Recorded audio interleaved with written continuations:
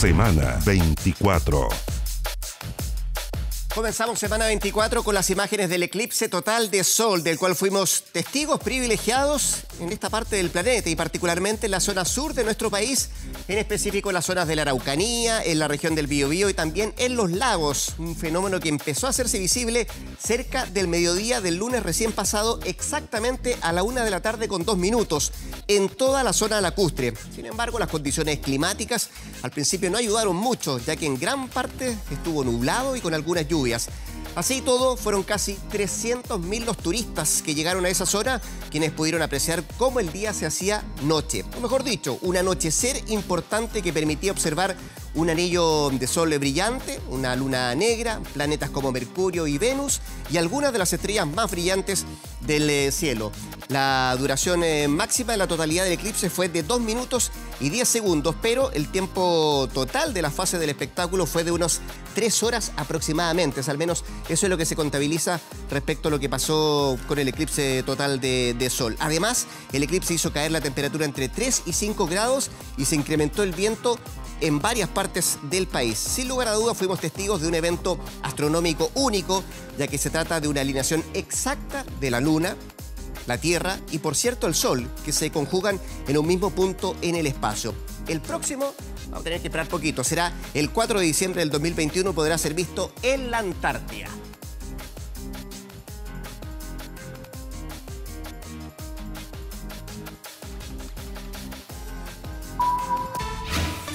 Ahora. Y nos vamos a la región de Valparaíso, en los Andes, porque ahí está el presidente de la República, Sebastián Piñera, dando inicio a la entrega de viviendas sociales 2020-2021. Escuchemos lo que dice el presidente. Por eso hoy día estar participando en esta ceremonia de entrega de estas viviendas que son viviendas con dignidad, como me dijo usted, señora Cindy. No son viviendas vulnerables, son viviendas dignas para familias vulnerables. Y eso hace toda la diferencia, porque la dignidad tiene que ser para todos. Y aquí lo ven, estas no son simplemente viviendas, son viviendas dignas que tienen entre 50 y 62 metros cuadrados, que tienen buenas terminaciones, que tienen lugares para que los niños puedan jugar, que tienen áreas verdes, que tienen multicanchas, que tienen jardines, que tienen las facilidades y los servicios que toda familia necesita. Pero hay algo más importante todavía que la vivienda, que es, porque una vivienda al fin y al cabo es un conjunto de puertas, ventanas, paredes y techo. Lo importante es lo que vive dentro de la vivienda. Y dentro de la vivienda vive una familia, se conforma un hogar. Y mire lo importante que es el hogar y la familia. Tal vez una de las lecciones que hemos aprendido durante esta pandemia es la importancia de la familia. Es ahí el lugar donde encontramos apoyo, cariño, amor incondicional, que todos nos ayudamos entre todos. Y por eso la familia es lo más importante. Yo les quiero pedir a todos ustedes que antes de ingresar a sus nuevas casas, antes de entrar, se paren en la puerta y sepan que mañana va a ser el primer día del resto de sus vidas.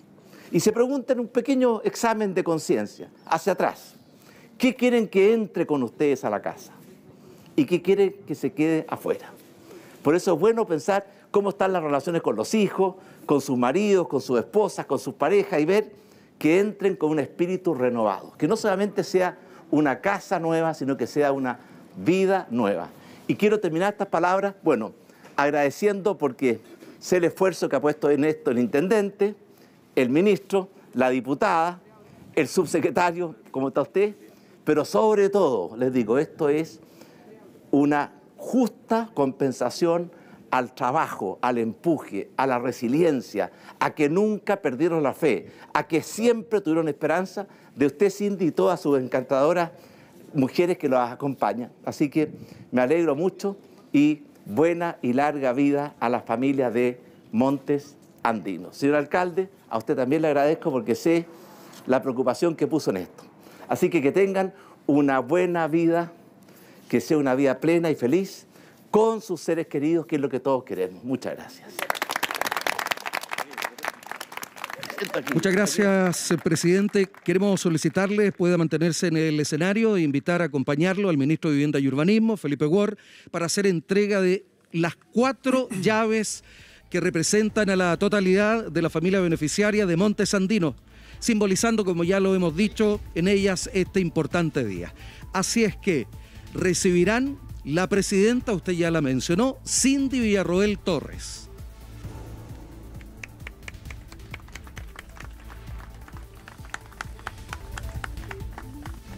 Muy bien, ahí está el presidente de la República, Sebastián Piñera, decíamos en la comuna de Los Andes, ahí en la región de Valparaíso, acompañado además del ministro de Vivienda, Felipe Guard, dando inicio entonces a la entrega de viviendas sociales 2020-2021, que es un proceso que vaya adelante el gobierno de aquí en los próximos meses. Y escuchamos también, por cierto, las palabras del mandatario dando cuenta de aquella situación, cómo se viene ese plan respecto a la entrega de viviendas sociales en esa parte del país. Ahí se hace este anuncio, pero por cierto también llega a otras comunas de todo el territorio nacional. ¿Cómo les va? Buenos días, le damos la bienvenida a Semana 24 que hacemos por la pantalla de Televisión Nacional de Chile, el canal 24 horas y a través de todas nuestras plataformas. Vamos a estar acompañando hasta la 1:30 de la tarde, hasta la 1 de la tarde en concreto, para llevar adelante todo lo que ha ocurrido esta semana y proyectar lo que se nos viene. Una semana que va a ser desde el punto de vista de la pandemia, del coronavirus, un tanto compleja por los números que hemos visto en las últimas 48 horas, sobre todo las últimas 24 horas que se dio ayer por parte del balance sanitario. Vamos a hablar también del cambio de gabinete que se generó el viernes recién pasado, la salida de Mario Desbordes del Ministerio de Defensa para ya iniciar un proceso de candidatura presidencial. Acompañado también sale del presidente de Banco Estado, Sebastián Sichel. De eso y más le estaremos acompañando en el transcurso de esta mañana. Pero también han sido noticia otros temas. Hemos hablado, por cierto, también del 10% y lo que se viene para adelante en materia de reforma de pensiones y también de la ayuda que ha entregado el gobierno en los últimos meses, los ingresos familiares de emergencia, el bono COVID de Navidad que se empezó a entregar esta misma semana, y queremos hablar justamente de ese tema, irnos adelante y adentrarnos un poco en todo este proceso de entrega de ayuda económica en una situación país compleja desde el punto de vista económico, desde el punto de vista también de la pandemia. Vamos a tomar contacto con la ministra de Desarrollo Social, Carla Rubilar, a quien ya la saludamos de manera remota. Ministra, ¿cómo le va? Muy buenos días, gracias por estar en Semana 24. Muy buen día, Rodrigo. ¿Cómo está usted? Gusto saludarle. Entiendo, está en la región de la Araucanía, ahí en Temuco, porque ahí fue el lanzamiento justamente de este pago del bono COVID Navidad. Y una zona además, ministra, que tiene buenas noticias desde hace poquito rato, que tiene que ver con los escaños reservados. Quiero partir por lo primero. ¿Cómo va el proceso de la entrega del bono COVID Navidad? Que entiendo, ayer además se hizo de manera más remota y mañana también va a ser de manera presencial, pero para la gente que va a sacar el dinero de las cajas de compensación. Sí, efectivamente, muy buenos días. Estamos desde la región de la Araucanía. Hemos recorrido diferentes comunas, Temuco, Lautaro, Freire, Pucón, Villarrica y varias comunas más que esperamos que estén recibiendo, y en eso estamos, el bono COVID Navidad que se empezó a entregar el día jueves 17. Partimos 4 días antes del compromiso adquirido en un esfuerzo que agradecemos a Banco Estado, al IPS, a nuestros funcionarios del Ministerio de Desarrollo Social y Familia y también a la Contraloría, que tomó razón de la ley de presupuesto rápidamente y nos permitió adelantar el pago. Y partimos el 17 con el pago presencial de las personas que habían solicitado este pago a través del Banco Estado. Ayer sumamos más de 2.600.000 hogares del pago automático que se realiza en el depósito de las cuentas que la ciudadanía eligió, y mañana partimos con el pago presencial de la Caja de los Héroes, donde tenemos 640.000 hogares que están empezando su pago el día de mañana. Es decir, estamos pagando anticipadamente lo que nos habíamos comprometido, porque sabemos que la ciudadanía, la gente lo está pasando mal. Este es un mes especialmente sensible y por tanto estamos contentos de poder estar adelantando este proceso. Y usted sabe de que estamos hablando de los hogares que recibieron el ingreso familiar de emergencia 6, son ellos quienes sin ningún trámite, sin ninguna postulación, están recibiendo el bono COVID, y la única diferencia es cuál es el monto, si son 25.000 por cada integrante del hogar o 55.000, que eso depende si su comuna estaba en cuarentena la última semana de noviembre o no. A propósito de eso, ministra, no hay limitantes entonces para esa gente que recibió el ingreso familiar de emergencia. Eso como primera cosa. Y segundo, no es necesario postular a este bono COVID Navidad, ¿no? Sí, efectivamente había muchas consultas. Esta es la misma nómina, es decir, la misma cantidad de hogares y de personas que recibieron el ingreso familiar de emergencia. Los que recibieron el ingreso familiar de emergencia 6 en octubre reciben bono COVID Navidad. No hay que postular, no hay que presentar ningún papel, y la forma de pago es exactamente la misma forma de pago que tuvieron el ingreso familiar de emergencia 6. Si decidieron pago presencial, Banco Estado o Caja de los Héroes, les toca de esa forma. ¿sí? Determinaron una cuenta corriente, cuenta vista, cuenta de ahorro del Banco Estado propiamente tal, de forma remota, es esa la misma forma que se les va a pagar el bono COVID en esta oportunidad.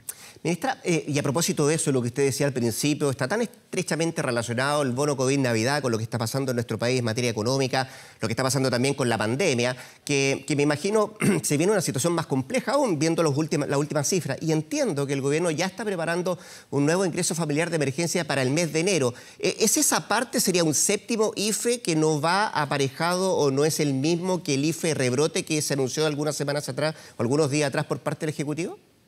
A ver, la herramienta que está aprobada por parte del Congreso, a quienes le agradecemos, es lo que se llama un IFE de rebrote, que es un ingreso familiar de emergencia que se puede activar a partir del mes de enero para las familias de los hogares que lo están pasando mal, asociado efectivamente a las restricciones de movilidad como cuarentenas u otro, o la situación socioeconómica. Es súper importante transmitir de que esta es una herramienta que está focalizada según la situación que se está viviendo en cada una de las comunas y es un análisis de cobertura, cantidad que tenemos que realizar asociado a las decisiones sanitarias que se están tomando. Y en ese sentido, esa es la herramienta que hoy día tenemos aprobada en el Congreso. El ingreso familiar de emergencia que todos conocemos se aprobó por ley, tenía 4 pagos, se podía extender 2 más, el presidente ocupó la atribución presidencial para extenderlo en septiembre y en octubre, y ahí terminó el ingreso familiar de emergencia propiamente tal que estaba aprobado por ley. ¿Qué es lo que hicimos? ¿Qué es lo que nos pidió el presidente? Enviar una herramienta, pedirle al Congreso la poder reactivar el ingreso familiar de emergencia de ser necesario,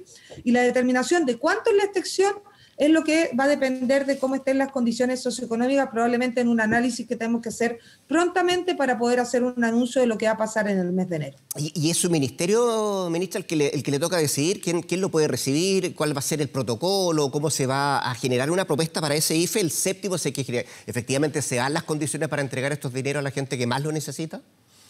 Bueno, la ley quedó claramente establecido que según las condiciones sociales, económicas y sanitarias que esté viviendo el país, uno puede determinar cuál es la extensión de este IFE de rebrote, este botón del IFE. Y nosotros lo trabajamos desde el Ministerio de Desarrollo Social en políticas técnicas, junto con el Ministerio de Hacienda, y por supuesto que es una decisión que tenemos que tomar en conjunto con el presidente, dependiendo, insisto, de cuáles son las condiciones del país. Eso es parte del modelo que nosotros tenemos que presentar para ver cuál es el alcance que vamos a tener, y eso debiéramos tener un anuncio durante los próximos días. Yo le decía al inicio de la conversación, ministra, que usted está en la zona que ha tenido buenas noticias en el último rato, no solamente el bono COVID Navidad, sino que también lo de los escaños reservados, ahí en la región de la Araucanía. ¿Qué le han dicho? ¿Se ha topado con gente? ¿Cómo ve el ánimo respecto a esto de tener espacios reservados o escaños reservados por parte del pueblo mapuche? Mire, la verdad es que hemos visitado varias comunidades, aquí hay muchas ganas de participar, de sentirse protagonistas de la construcción de la nueva Constitución. Estamos difundiendo de qué se trata, cómo se puede participar, que hay que entregar patrocinios de comunidades, patrocinios de personas con calidad indígena, de decirles que va a existir este voto especial donde van a haber diferentes representantes y van a ser ellos los que decían quienes se van a sentar a escribir esta nueva Constitución. Les estamos diciendo que hay un proceso que estamos facilitando a través de esta plataforma online, 100% online, que lanzamos con el director nacional de la CONADE, Ignacio Malik, y hay mucha alegría, hay mucha esperanza en que estos escaños reservados, 7 para el pueblo mapuche, 1 para cada uno de los otros pueblos, 2 para el pueblo aymara, va a ser finalmente la forma en que los pueblos indígenas van a ser protagonistas de finalmente este Chile nuevo que estamos todos tratando de construir. Yo veo mucha alegría, mucha disposición, muchas ganas de participar, pero también un llamado de atención de que no se puede esperar obviamente a la nueva Constitución para enfrentar los problemas que ellos todavía tienen en materia de tierra, en materia de desarrollo productivo propiamente tal, con un sentido de pueblo indígena, que no es cualquier desarrollo productivo, todo el tema de cómo se generan las instancias de habitabilidad de sus viviendas, de los caminos indígenas, nos han planteado mucho respecto a la necesidad de avanzar en materia de vialidad. Todo eso lo estamos construyendo con ellos y estamos tratando de llevar un Estado más cercano en esta reuniones que hemos tenido con los alcaldes, porque finalmente también son los alcaldes los que llevan la relación con las comunidades más cercanas. Por supuesto que sí. Ministra, déjeme hacer un poquito de historia para la siguiente pregunta. En octubre del año pasado ustedes no estaban en el Ministerio de Desarrollo Social, sino que estaban en la vocería de gobierno.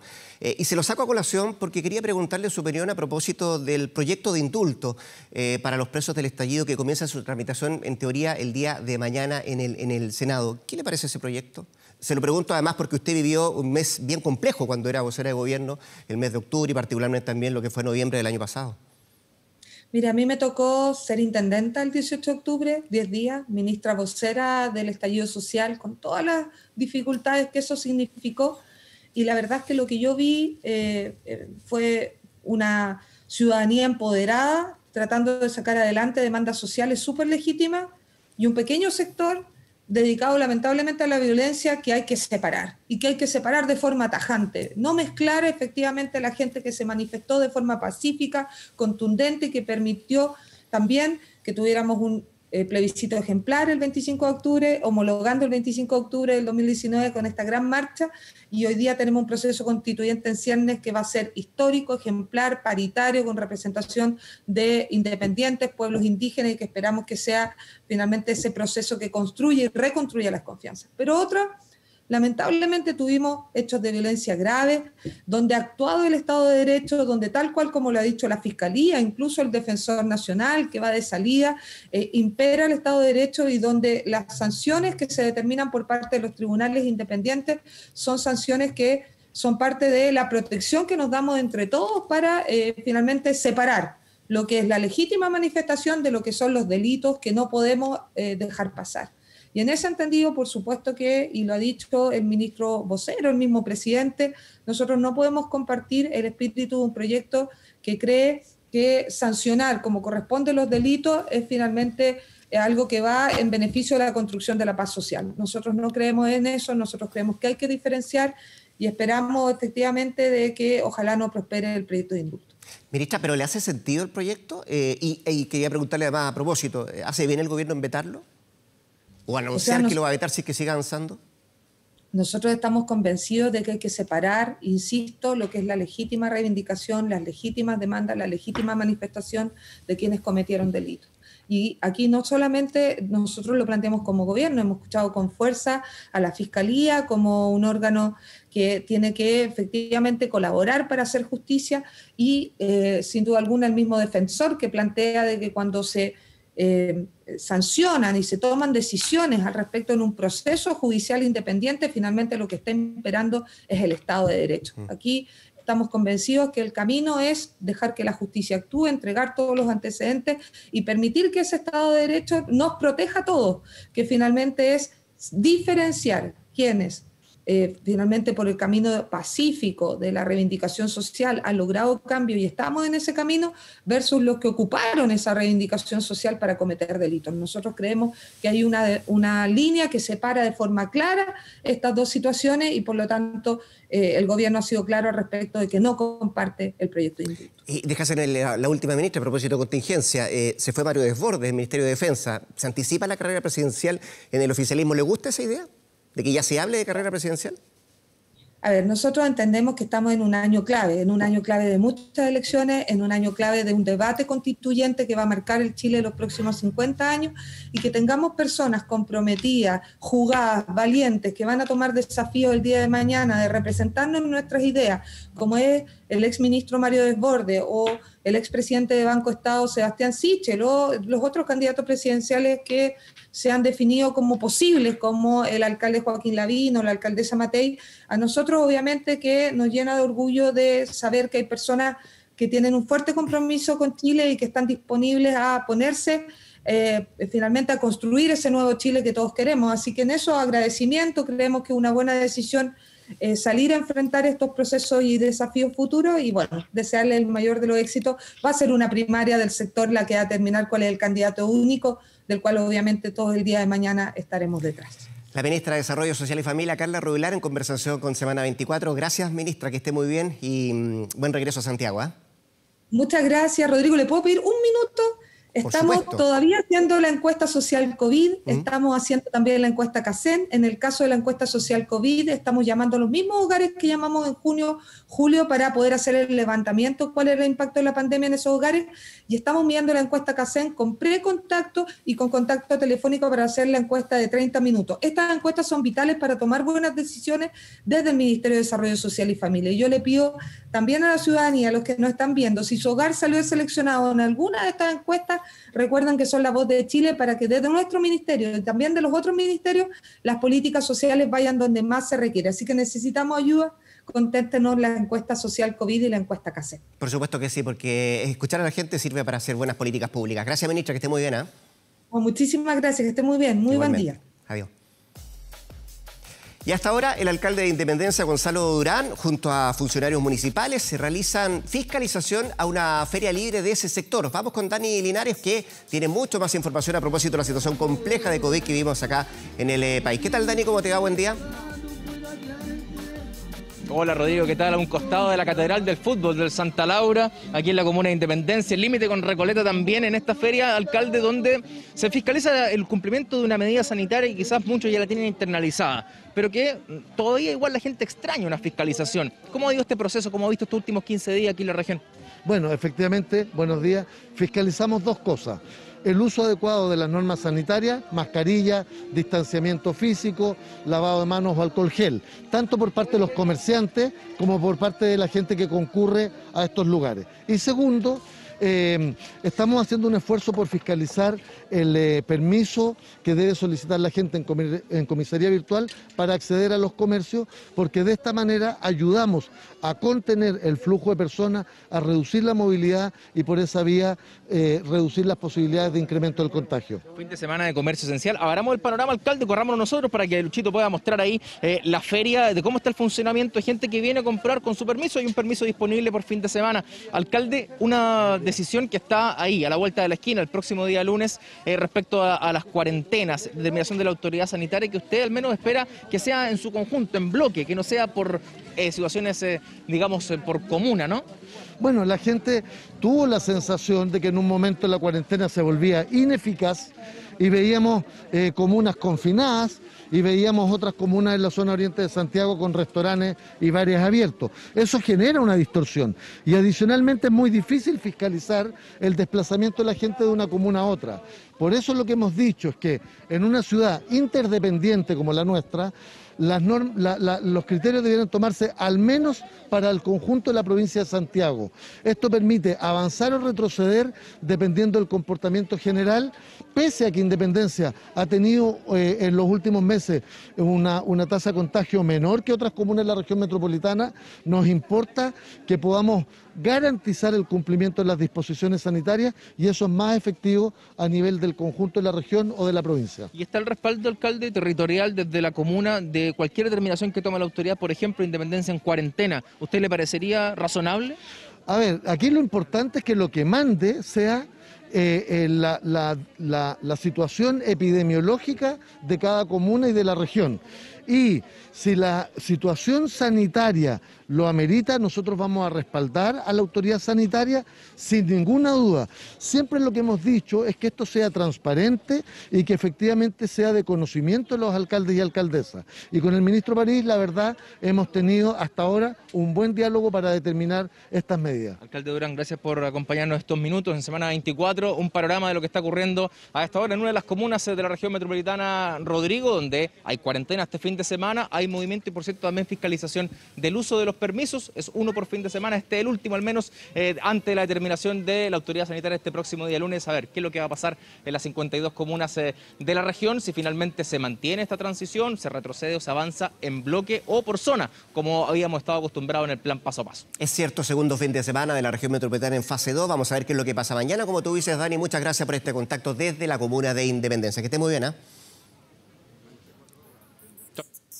Y nosotros seguimos con semana 24 de Independencia, de la Feria de la Calle. Nos venimos al estudio porque está ya nuestro panel de conversación. Saludo de inmediato a Josefina Ríos, conductora de Radio Duna. ¿Cómo te va, José? Muy bien. ¿Y a ti, Rodrigo? La verdad que bien. Ah, ¿se te ve? Sí, se ve bien. Sí. Octavia Rivas, conductora de Radio Universo. Bien, estamos todos bien entonces. ¿Todo bien? Muy bien, gracias. Qué bueno. Y Rodrigo Vergara, conductor y director político de Radio Cooperativa. ¿Cómo estás, Rodrigo? Hola, hola, buenos días, buen domingo. Bueno, veíamos en Independencia lo que nos estaba mostrando Dani, ferias libres, estamos en fase 2, hay números preocupantes, lo decía la propia autoridad, y con el anhelo de que la vacuna de Pfizer, la que fue aprobada por el ISP, pueda llegar pronto al país para comenzar el proceso de inoculación. Pero vámonos primero a lo más tangente que tiene que ver con la situación que estamos viendo hoy por hoy. Entiendo que de acuerdo a los datos que se han entregado por parte de Carabineros, se han pedido bastantes permisos, 1,6 millones de permisos temporales a nivel país durante solo la última jornada, las últimas 24 horas, lo que indica que mucha gente también está saliendo, hay mucha movilidad, que es una de las cosas que pretende frenar la autoridad sanitaria, Octavia, para de alguna manera controlar esta situación que parece nos vamos a tener que acostumbrar a tener sobre los 2.000 casos diarios, ¿no? Exactamente, esa es la peor noticia, sobre los 2.000 casos, y lo conversábamos el domingo pasado. Es una estadística que te hace plantearte con calma cuál es el escenario del final de año. Recién tú le decías al periodista que está en terreno, este es el segundo en fase 2, segundo y último, es la pregunta que mañana va a responder el ministro París, y lo voy a linkear inmediatamente con los anuncios del fin de semana en Reino Unido, en Italia y en Alemania, que acaban de literalmente suspender la Navidad. Esa es la noticia en Reino Unido. Ayer en Londres había una estampida de gente saliendo de Londres, estaban los centros comerciales llenos de gente haciendo las últimas compras, porque desde hoy día están en fase 4 o alerta roja. Que es la más compleja. Que es la más compleja. Letreros en las calles, en estos típicos de publicidad, de LED, con la alerta roja, y eso significa que suspendieron las visitas para Navidad. Así de grave es lo que se está viviendo en Europa. ¿Te sumo algo más? Italia, Bélgica, Holanda, y entiendo que Alemania están evaluando, o sea, Italia, Bélgica y Holanda ya suspendieron los vuelos a Reino Unido. No van a dejar que entre. No van a dejar que entre tampoco ciudadanos británicos, y Alemania lo está estudiando, pero lo va a aplicar de todas maneras en las próximas 24 horas. Y el debate hoy día, lo dice en una entrevista en La Tercera el ministro de Salud, por encima de cualquier otro debate, él dice todavía no estamos en la segunda ola, porque todavía la curva está aplanada. Pero yo hablaba en la semana con varios doctores y hay algunos que se están preguntando que si estas cifras siguen, desgraciadamente hay que preguntarse si ya empezó la segunda ola en la región metropolitana. Rodrigo, ¿qué pensar para mañana?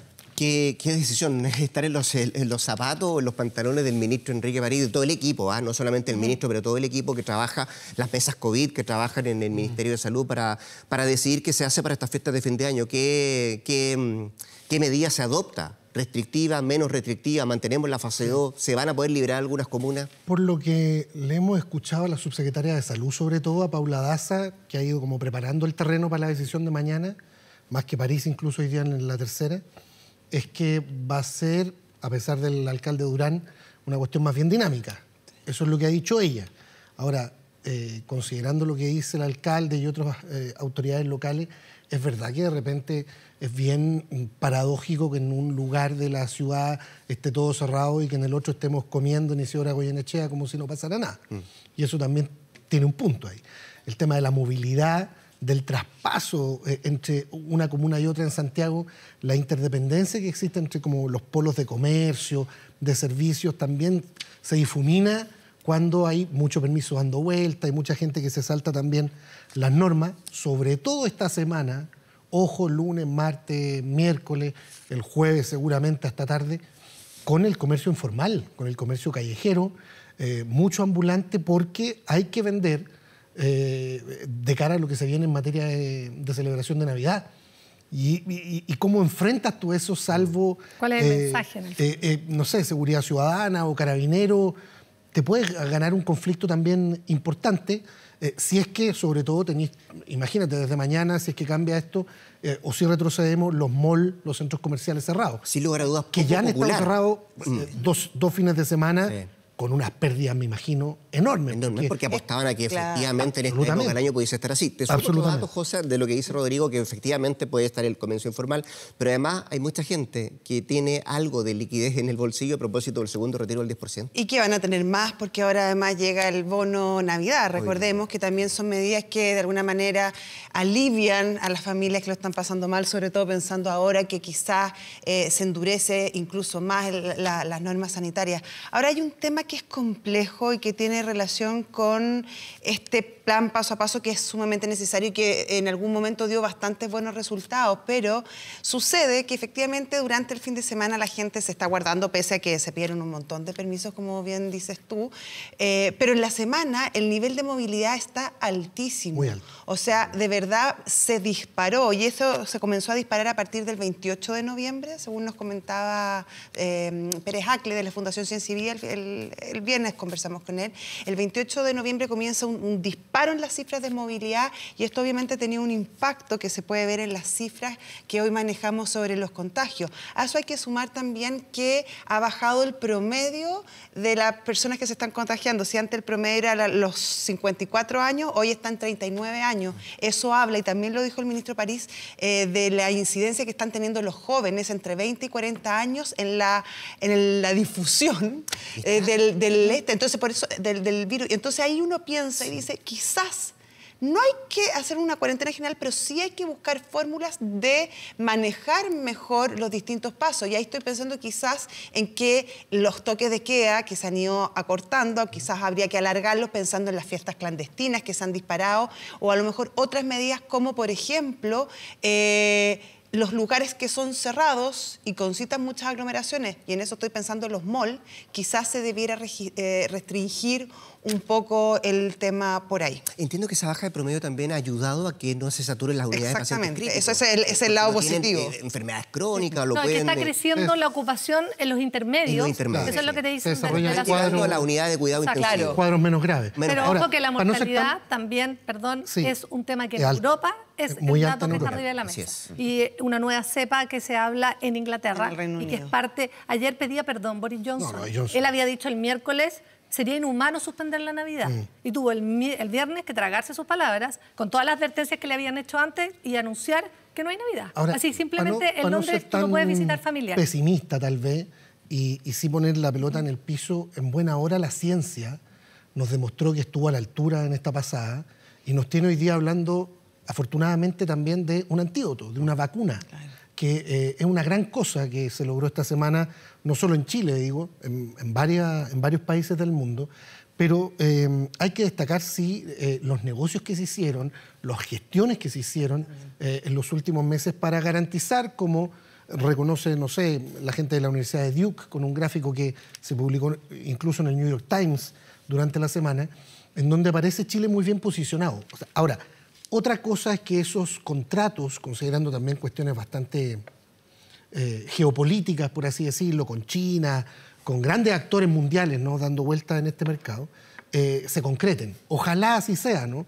y que esos contratos efectivamente se cumplan, para que se cumpla también el plan de vacunación, que hoy día el doctor París en la tercera lo detalla bastante bien. Oye, destacar ahí... Habla de las dosis de Pfizer que van a llegar, los diversos embarques, lo que viene con acuerdo Sinovac, con otros laboratorios también. Y también los otros acuerdos, y que falta todavía alguna aprobación. Ojo con Sinovac, que son varios miles o sea, son millones de vacunas las que van a llegar, pero todavía no cuentan ni con la autorización o la certificación. Que entiendo que tiene una efectividad mucho menor que ni del EMA, ni ni de la FDA, así que ojo con eso. Estaría alrededor del 70% de la efectividad de la Sinovac. Ahora, en ese sentido también hay que destacar el rol proactivo que tomó el ISP con la Sinovac, porque claro, pensando en Pfizer, uno sabe que está la FDA detrás y que hay un montón de instituciones. Los laboratorios chinos cuentan con menos infraestructura de chequeo, etcétera, porque claro, es una industria que es más incipiente probablemente en el país chino.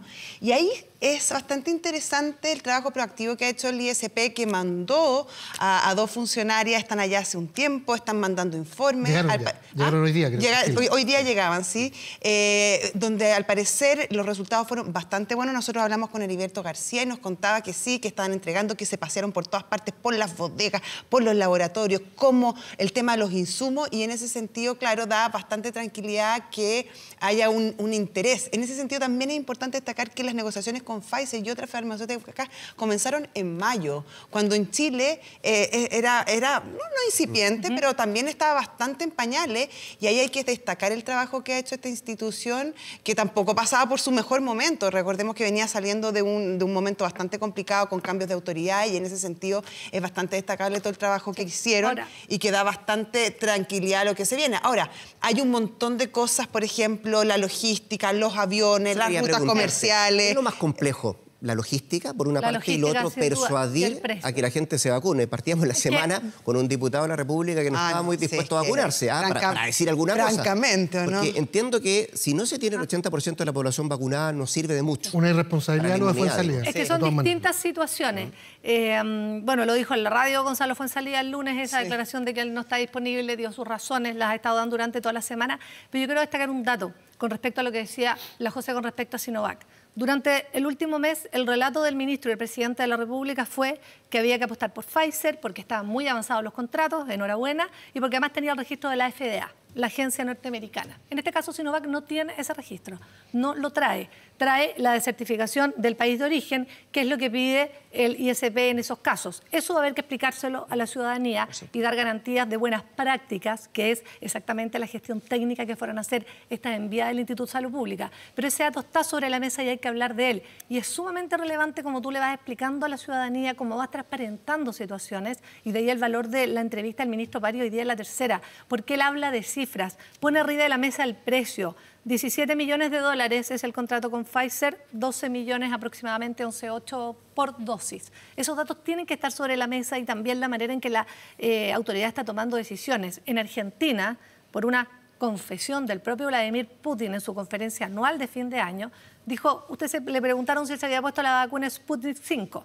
Él dijo no, porque no es recomendable para mayores de 60, él tiene 68. Y en Argentina inmediatamente hay una convulsión política en este minuto, de aquellas, ¿no? Porque ellos apostaron por Sputnik 5 y la población de mayor riesgo, de mayor mortalidad, no va a poder vacunarse. Va a tener que sacar la guitarra Alberto Fernández. Claro, te pongo ese ejemplo. Ojo, y Alberto Fernández dijo que él iba a ser el primero primero en tiene vacunarse. 62 años, hay que ver, la que más. 60.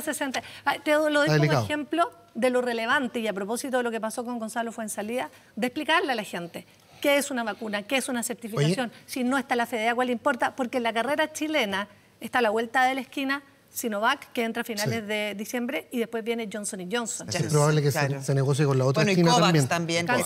Este conglomerado. Respecto de lo de la comunicación, hay una cuestión de comunicación política también aquí.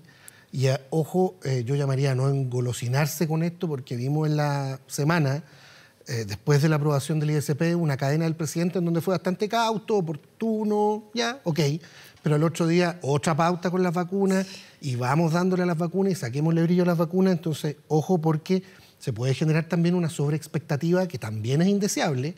Hay que ser transparente, como dice la Octavia, pero también, en paralelo, hagamos la pega de garantizar acceso a esas vacunas oportunamente a toda la población, que no haya una sensación después de desigualdad que se pueda instalar. Tampoco tener esta como actitud ganadora, winner muchas veces, como que los tiempos no están para eso, las encuestas así lo dicen. Entonces, cuidado. Yo creo que más bien hay que explicar, hay que convencer, hay que aterrizar las cifras también y ser muy, muy transparentes, sobre todo con las lucas, porque hemos visto algunos sumarios por ahí en materia es que yo creo que ahí la entrevista de hoy día del ministro París está muy en la línea que dice Rodrigo, muy clara, con cifras, con especificaciones, tampoco es un mapa así que uno puede todo, pero es bastante claro y marca una ruta que de alguna manera va dejando cuesta no engolosinarse, digo yo, no por nosotros, sino por los que están ahí en la lead política. En la foto que vamos a Pero tener hay un esta semana, tono. Que vamos a tener esta semana porque vamos a tener el próximo año todo lo que se viene en materia de elecciones. Y ya lo vimos el viernes, y aquí quiero pasarme al otro tema, con la salida de Mario Desbordes del Ministerio de Defensa. ¿Puedo hacer marcha atrás un segundo con respecto al tema político? Al paso 1. Al paso 1, de no soltar esto de las vacunas, porque es muy importante. Nosotros vamos a tener esta semana y antes de Navidad la imagen del primer vacunado. Lo confirma el ministro. Llega el lunes la vacuna, dice. Si no, se atrasa para el martes. Se supone, no estamos. Te estoy hablando. Sí, los de Pfizer dicen que pero la gente si Pfizer no lo va a llegar el confirmó. martes, pero entre Dos lunes y datos. miércoles debería Esta llegar. semana vacunamos. Sí. Esta semana vacunamos. Es el on del ministro hoy día en la tercera. A mí me contaron de varias reuniones el viernes en la tarde-noche, preparándose para una llegada en la madrugada este día, lunes. 2 datos. Hablé con un doctor que trabaja en una unidad de paciente crítico, que va a ser de los primeros, lo llamaron el jueves, para preguntarle si efectivamente estaba disponible, porque esto tiene que ser voluntario. Él, por supuesto, dijo que sí, pero en varias unidades han habido 1 o 2 personas que, ojo, están diciendo que no. La unidad de pacientes críticos no es solamente el intensivista, es un el equipo TINS, completo. el KINE, hasta la persona que hace aseo. Todos los que entran. Sí. Espérate, y a este médico con el que yo hablé lo llamaron el viernes para preguntarle si está disponible para vacunarse 24 o 25 de diciembre, ya con fecha concreta. Eso te dice que la vacuna tiene que llegar entre lunes y martes, y el ministro dice hoy día la tercera, a lo más estamos partiendo el miércoles 23. Como regalo de Navidad, dice. Sí. Como regalo de Navidad. En buena hora, no solo en Santiago, también en regiones, y también se va a tener que priorizar, dada la cantidad Son de 4 vacunas, regiones. Concepción, Araucanía y dentro de Magallanes. los Bio, cuidados Bio, intensivos, de los Bio, centros Bio, de salud. Metropolitana, Magallanes, Biobío, Metropolitana. Magallanes y la Así es. Araucanía. Y el último dato que va a ser clave acá en Santiago es la posta central. En posta términos Oye, de- y los aeropuertos, ojo. Sí. O sea, es otro tema, pero sobre todo ahora que estamos viendo nuevas cepas, yo creo que hay que tener mayor cuidado con el tema de los ese viajes. tema ahí de que indigna a Rodrigo, y si no puede ir a Talca, pero No, no pero puede ir a la pueden ir a playa. Miami. Claro. No puede ir a la playa y se Litoral, Pero me puedo ir a Cancún. Se quiere ir al Quisco, Claro. pero lo deja. Pero es una locura. No puede Bueno, estar en el Pacífico, sí. pero sí en el Pero Atlántico. en una de esas hay novedades con eso también mañana. Yo creo que Claro, Y yo con creo los- que por ahí y con puede los haber viajes un... interregionales. Ya, Sí. ya van a haber cordones sanitarios Bueno, para mañana- Sí, las eso es fiestas, claro. sí. Y yo Ojo. creo que la autoridad podría pensar también qué hacer con esto, porque hemos visto que el nivel de contagio que se ha producido por Los esa vía era contagios importados. bastante mayor a lo que se esperaba. Avancemos en otro tema, que yo en un ratito más tengo al doctor O'Ryan sentado acá también, que nos va a avanzar en el Buena tema de noticia. vacunas. ¿Sí? El capo de la Ryan. Inglaterra Sí. anunció que el próximo lunes aprueba la de Oxford AstraZeneca. Así es. Noticia de lo último minuto para que se lo pregunte a Ryan. Por supuesto. Ah. Quiero preguntarles, o sea, a ustedes, ¿quién gana, quién pierde, quién salió mejor aspectado de este ajuste, digamos, ajuste de gabinete más que cambio, porque sale Desbordes, Procuriza se deja Pinería para ir a defensa, y aparece un biministro como Juan Carlos Llobet, que parece que se está transformando en el hombre que puede hacerlas todas. Está súper entretenido, yo encuentro, en la centro-derecha todo lo que está pasando, así como en la centro-izquierda hay como una sequía de candidatos. En la derecha aparecen y aparecen candidatos, y yo creo que a la larga esto lo puede favorecer en el sentido cuando uno ve cantidad y se está hablando, eso la gente se va posicionando más allá de, finalmente, como se decía, probablemente va a ser una primaria abierta y lo más amplia posible. Veremos cómo se soluciona eso. Ahora, desde la perspectiva del gobierno, esto era más o menos, era bien esperado, a lo mejor se adelantaron un poco los momentos. ¿Por qué se adelantaron? Porque el presidente Yo quiso creo- adelantarlo, no eso quería por que un lo lado, plantearan, yo porque creo que Desbordes había dicho que el lunes salía, Sí. y de un día para otro, no, esto es Creo- mañana, por claro, el viernes. presidente estaba medio como... Quería poner él los plazos, Ya. no que se los fijaran. Bueno, y bueno, y la le gusta, situación no en usted. Renovación Nacional, la verdad que estaba... O sea, las facciones, los dimes, los diretes, quiénes son candidatos, quiénes no. La verdad que la situación está bastante complicada ahí, y en vista de lo cual probablemente el presidente dijo, ¿sabes qué más? Los plazos los pongo yo, no los ponen usted, y ahí de alguna manera se apura toda esta salida. Te quiero marcar un punto. Yo creo que al final aquí, claro, Rodrigo pregunta quién pone la música. Es verdad, el presidente golpeó la mesa, como decían los titulares, y le dijo a Mario Desbordes, basta con esto. Porque en el fondo lo que empezó fue que RN, con este desorden interno, que es terrible hoy día entre la facción de Alamán, de Carlos Larraín y del propio Mario Desbordes, era Y que Chaguanes iban a por ahí gatillar la también. salida de 2 ministros. El diseño de RN, y que eso te lo decían todos en RN entre lunes y miércoles, que se vaya Mario Desbordes a ser candidato presidencial y generalísimo de la campaña, gobernadores, alcaldes, concejales, y Cristian Monkeberg que vuelva a la presidencia. Todos recuerdan que Cristian Borghini el rol en la fundación de Chile Vamos y el presidente RN que llevó a tener la bancada más grande en el Congreso. Entonces tú dices, claro, y Mario Desbordes iba a salir en enero, lo teníamos todo más o menos reporteado, después empieza a aparecer la situación del lunes. Recuerdo que en algún momento fue marzo también. Fue marzo, claro. Pero yo te voy a decir por qué él quiere salir luego. Pero lo importante es que, claro, el presidente golpea la mesa y le dice, no, te vas tú y también se va Sichel. Pero el presidente lo adelantó 3 días. Yo creo que al final aquí RN generó una salida importante, para mi juicio deslavada, porque un banderazo frente a la intendencia, en medio de la y además le mataron el punto con Sichel, sale Sichel, entonces fue como todo, le quitan toda la pompa. Hay que preguntarse cuál es el verdadero candidato al presidente en este tema. Sí. Bueno, ¿y cuál es el diseño final? Que por qué había tanto apuro de parte de Renovación Nacional, porque quieren que Mario Desbordes recorra Chile 2 a 3 veces de aquí al 11 de abril. Voy a usar un concepto, le voy a robar un concepto a mi amigo Rodrigo Vergara, que dice, se mosqueó el presidente a veces, dice, se mosqueó porque estábamos en modo vacuna y aparece esto de repente. Es verdad, pero también porque el ruido interno en Renovación Nacional hizo insostenible que Desbordes siguiera en el gabinete. No hubo consenso para que Monkeberg saliera a hacerse cargo de esa mesa de consenso que algunos habían vendido bastante voluntariosamente, creo yo. Y siguen vendiéndola. Y lo otro es que, claro, le hago a la fiesta, digamos, a Desbordes en La Moneda, cuando decide sacar a Sichel al mismo tiempo, le permite a Desbordes hablar en La Moneda después de que ya era ministro o ya no era ministro, con un podio ahí, qué sé yo, en los patios, y le permite a Sichel usar toda la infraestructura del Banco Estado para irse casi entre lágrimas con una ovación de sus funcionarios. Incluida redes sociales, ¿no? Una cuestión bastante rara, incluida un Twitter que incluso la Contraloría podría objetar en algún momento. Cuidado con eso. Yo no sé por qué, pero de alguna manera se utilizó esa infraestructura del Estado para hacerle campaña a una persona que ni siquiera tiene partido político, que no está proclamado por nadie, y sin embargo tiene un par de figuras dentro de Renovación Nacional que lo quieren levantar. Y que en rigor ha ido como de improvisación en improvisación, desde el Ministerio de Desarrollo Social al Banco Estado y ahora una carrera presidencial que no sabemos si tiene o no tiene mucho piso. Y respecto de Mario Desbordes, hace rato que él estaba muy incómodo, amarrado en el Ministerio de Defensa con toda la presión que tenía al interior de Renovación, pero era un escenario que él conocía. Lo que pasa es que se hizo insostenible salir hoy día a hacer campaña porque los candidatos a la constituyente se inscriben el 11 de enero y ahí Jadwe, Giles y ese mundo de la izquierda le llevan mucha ventaja, es cosa de ver las encuestas nomás. Desbordes, si bien es un gallo que supo administrar muy bien el estallido social, fue seguramente el político más relevante de ese momento histórico en Chile.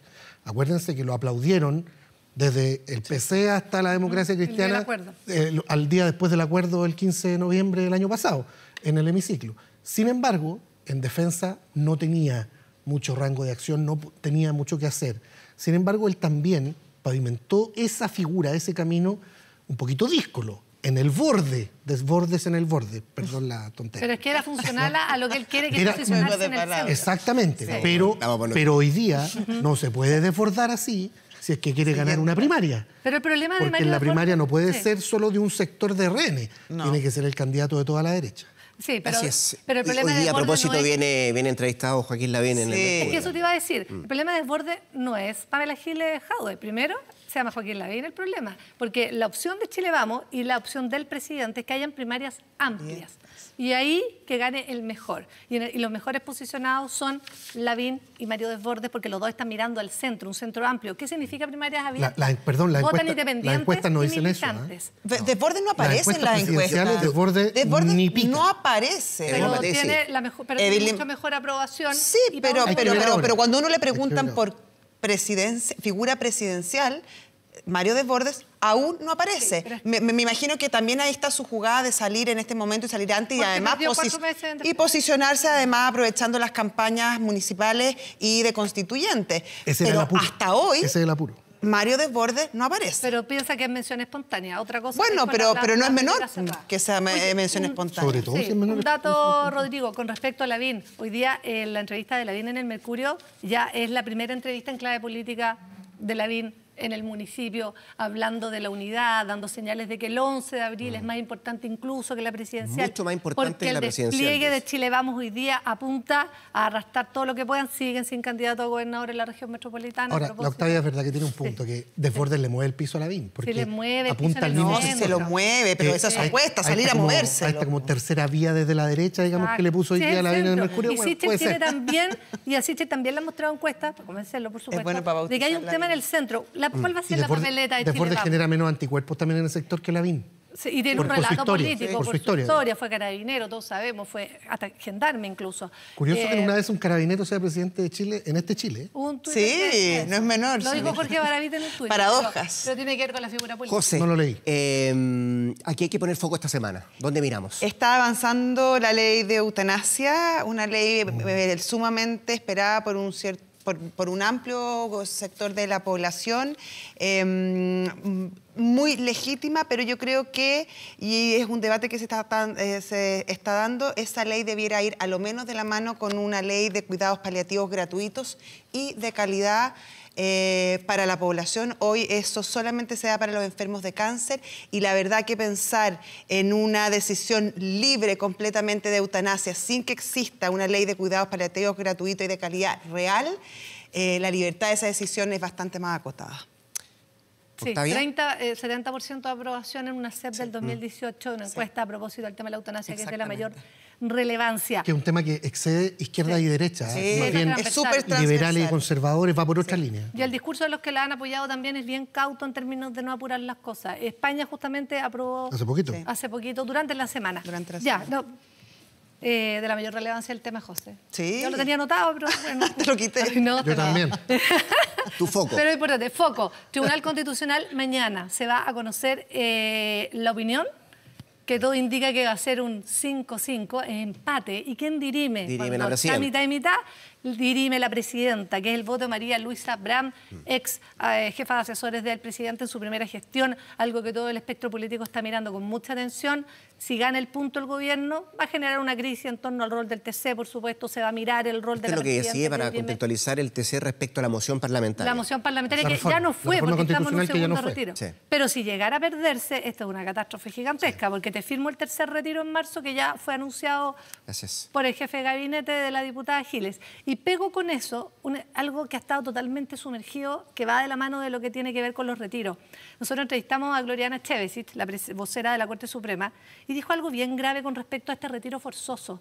Dijo aquí, lo que ocurrió es que fue súper contradictorio, que por un lado diste plazos muy cortos, 10 días para el primer pago, pero en paralelo tienes un timing judicial que es muy lento. Y lo que está pasando dice que puede quedar en letra muerta el retiro forzoso, Rodrigo. Y eso es muy importante. Significa que el juez de orden para que le quiten el 10% y se le pague a la persona a la que se le debe, quienes no pagan sus pensiones alimenticias. Porque si tú apuras, la FP paga.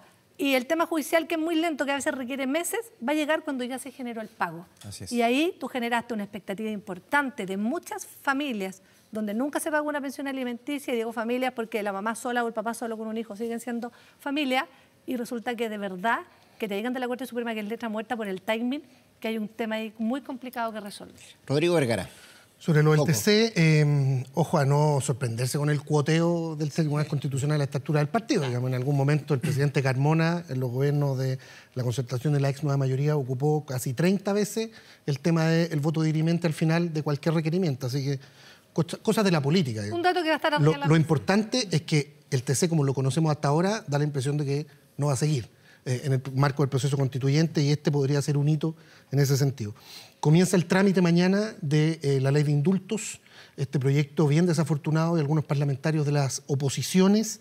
Hay una serie de cifras dando vuelta de a quienes podría beneficiar, fake news de por medio. El otro día Ariana Muñoz dijo 800 personas en prisión preventiva, el otro día, eso lo dijo en la radio, el otro día entrevistamos al Defensor Nacional y el Defensor Mann, que dice son 69, o sea, entre 69 y 800 hay un mundo. Hay una diferencia, ¿no? Una Y gran delitos de diferencia. Una pequeña Así que diferencia. Cuidado con los alcances y lo que decimos sobre este tema. Y lo último, una recomendación.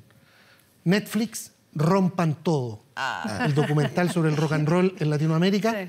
que tiene una cuestión bien interesante, que el rock en Latinoamérica se ha dado siempre de la mano de los procesos políticos, y ahí se aprende un poquito de historia también. Rodrigo, Octavia, José, gracias por estar acá este domingo. Que lo pasen muy bien, ¿ah? A ti, Rodrigo. Bueno, en verano No sab- vamos a incluir una serie sección todos verano, los domingos ya. En Sí. verano. Sí. Mire, si quieren se dan, pero yo prefiero que no. Escuchen lo que les voy a contar. Porque Gracias. otro día con más de 2.000 infectados por coronavirus en el país, informó hace poco rato el Ministerio de Salud este domingo. En forma precisa estamos hablando de 2.191 nuevos casos. 1.411 con síntomas y 740 personas que son asintomáticas. 40 no fueron notificados. En total van 585.545 casos en toda la pandemia. Actualmente se contabilizan 13.105 casos activos en todo Chile. En cuanto a la cifra de fallecidos, fueron 53 las nuevas víctimas, con lo que suman ya 16.154 los muertos por coronavirus en todo el territorio nacional. Tercer día entonces que llevamos con cifras sobre los 2.000 casos en las últimas 24 horas. Y con esta información les invito a que nos vamos a una pequeña pausa comercial. Todavía nos quedan muchos temas que revisar acá en Semana 24. Vamos y volvemos.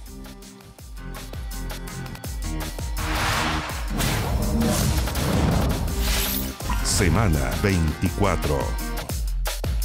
Estamos de regreso en Semana 24, en esta jornada de día domingo 20 de diciembre, y vamos a hablar de varias cosas que han ido ocurriendo en materia económica también. Lo conversamos hace poco rato con el panel de conversación respecto a lo que significa el segundo retiro del 10% de los fondos previsionales. Hay un proyecto también del gobierno que se está avanzando, que se está estableciendo para ver la limitación del traspaso de multifondos, que es una de las cosas que también está en el ojo del huracán hoy por hoy. Pero también tenemos ahí a puerta el desarrollo de una tan anhelada, tan ansiada reforma de pensiones que podría mejorar la situación de muchos chilenos en nuestro país. Para hablar de esto, tenemos acá en el estudio a don Guillermo Larraín, economista, además ex superintendente de pensiones, a quien ya saludamos. Guillermo, ¿cómo estás? Gracias por estar acá en Semana 24.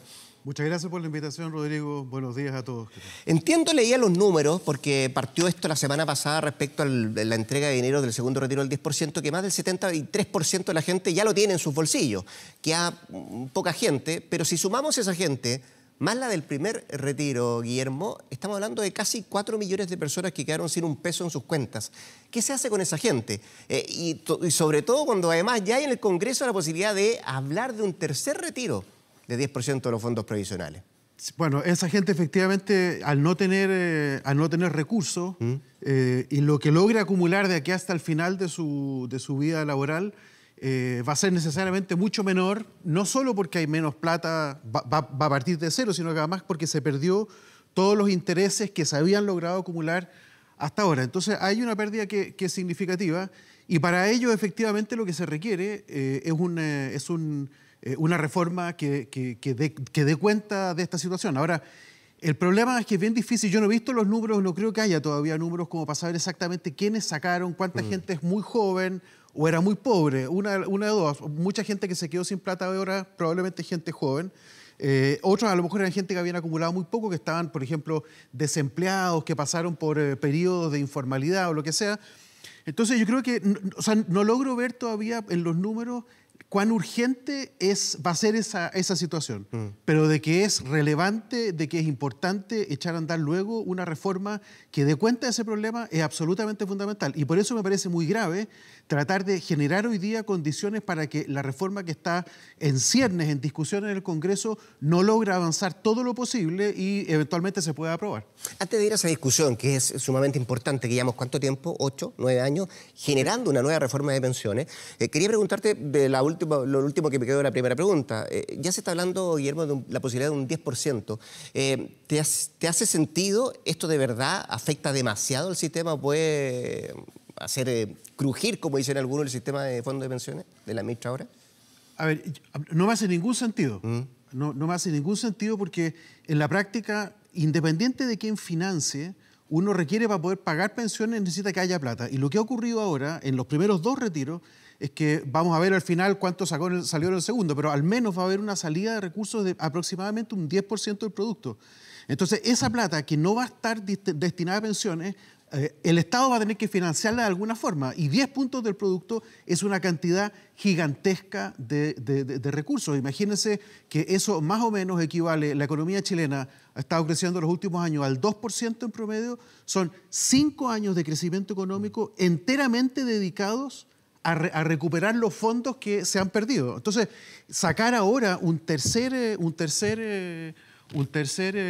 retiro me parece que es absolutamente de loco, no tiene ningún sentido.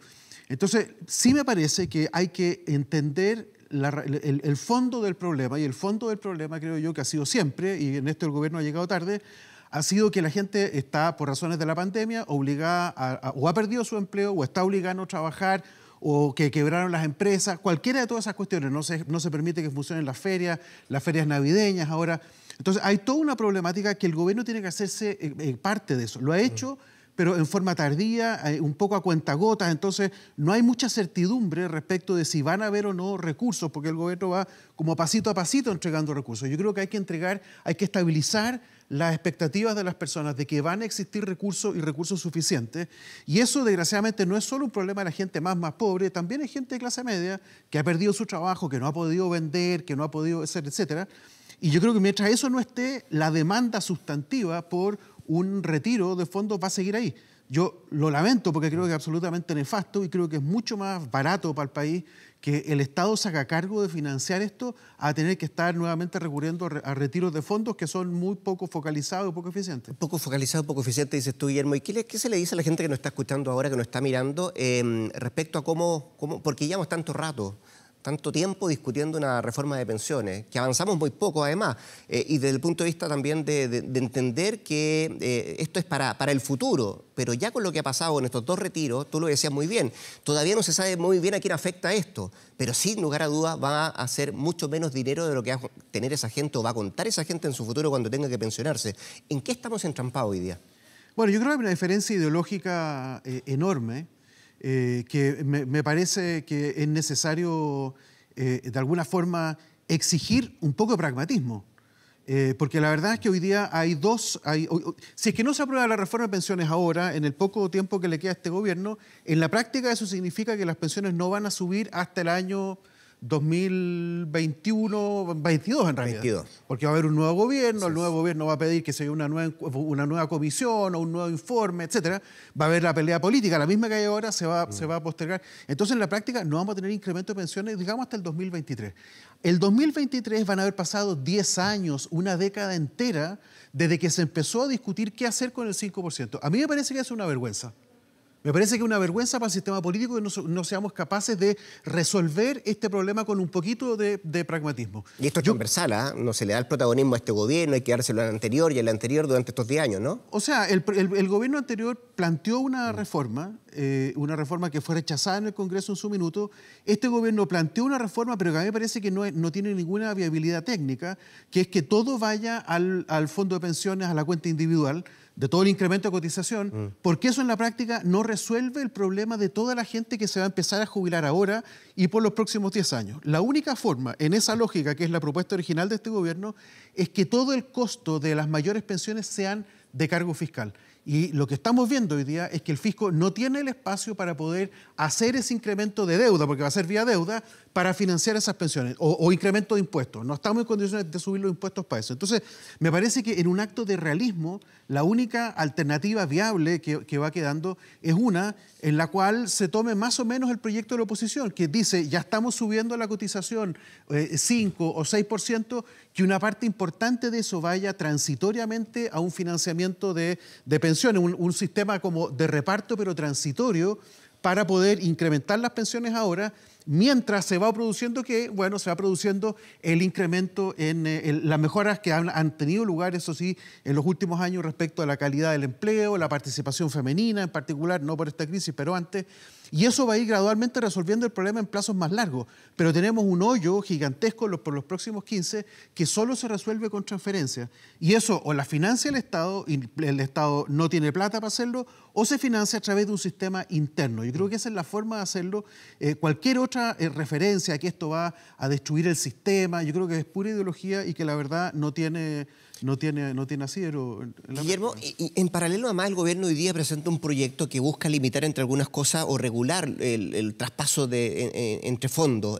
Lo quiere limitar a 2 al año, ojalá que si es que se permite dentro de los adyacentes, el más riesgoso que está más arriba, de alguna manera esto también. Pero quería preguntarte si esa masividad o esa frecuencia de cambio, ¿cuánto afecta a las pensiones y cuánto afecta a la economía? Porque he escuchado voces también desde incluso el Banco Central que esto es perjudicial. Hay dos tipos de prejuicios. Uno es para el funcionamiento de los mercados financieros, porque estos son movimientos muy violentos, muy muy imprevisibles en cierta forma, y eso genera distorsión en el funcionamiento de la economía. Por ejemplo, las AFP, para poder financiar el traspaso de un fondo a otro o de una AFP a otra, tienen que tener más instrumentos de renta fija de muy poco rendimiento, como los depósitos bancarios, que se pueden vender rápido, para financiar esto. Y esos instrumentos tienen menor rentabilidad que otros que tienen más rentabilidad. Entonces eso en la práctica lo que hace es que genera que la tasa de retorno global de los fondos de pensiones sea un poquito más baja. Ahora, eso es uno por el lado financiero, pero a mí me preocupa más bien por el lado de las pensiones de las personas, porque en la práctica eso es lo que nos debiera fundamentalmente preocupar, ¿no? Y el problema es que no sabemos, porque habría que ver caso a caso, quiénes ganan y quiénes pierden. Lo que dice los estudios de finanzas en general, de la teoría financiera, es que es muy difícil ganarle al mercado, es decir, a lo que el promedio de los agentes está haciendo.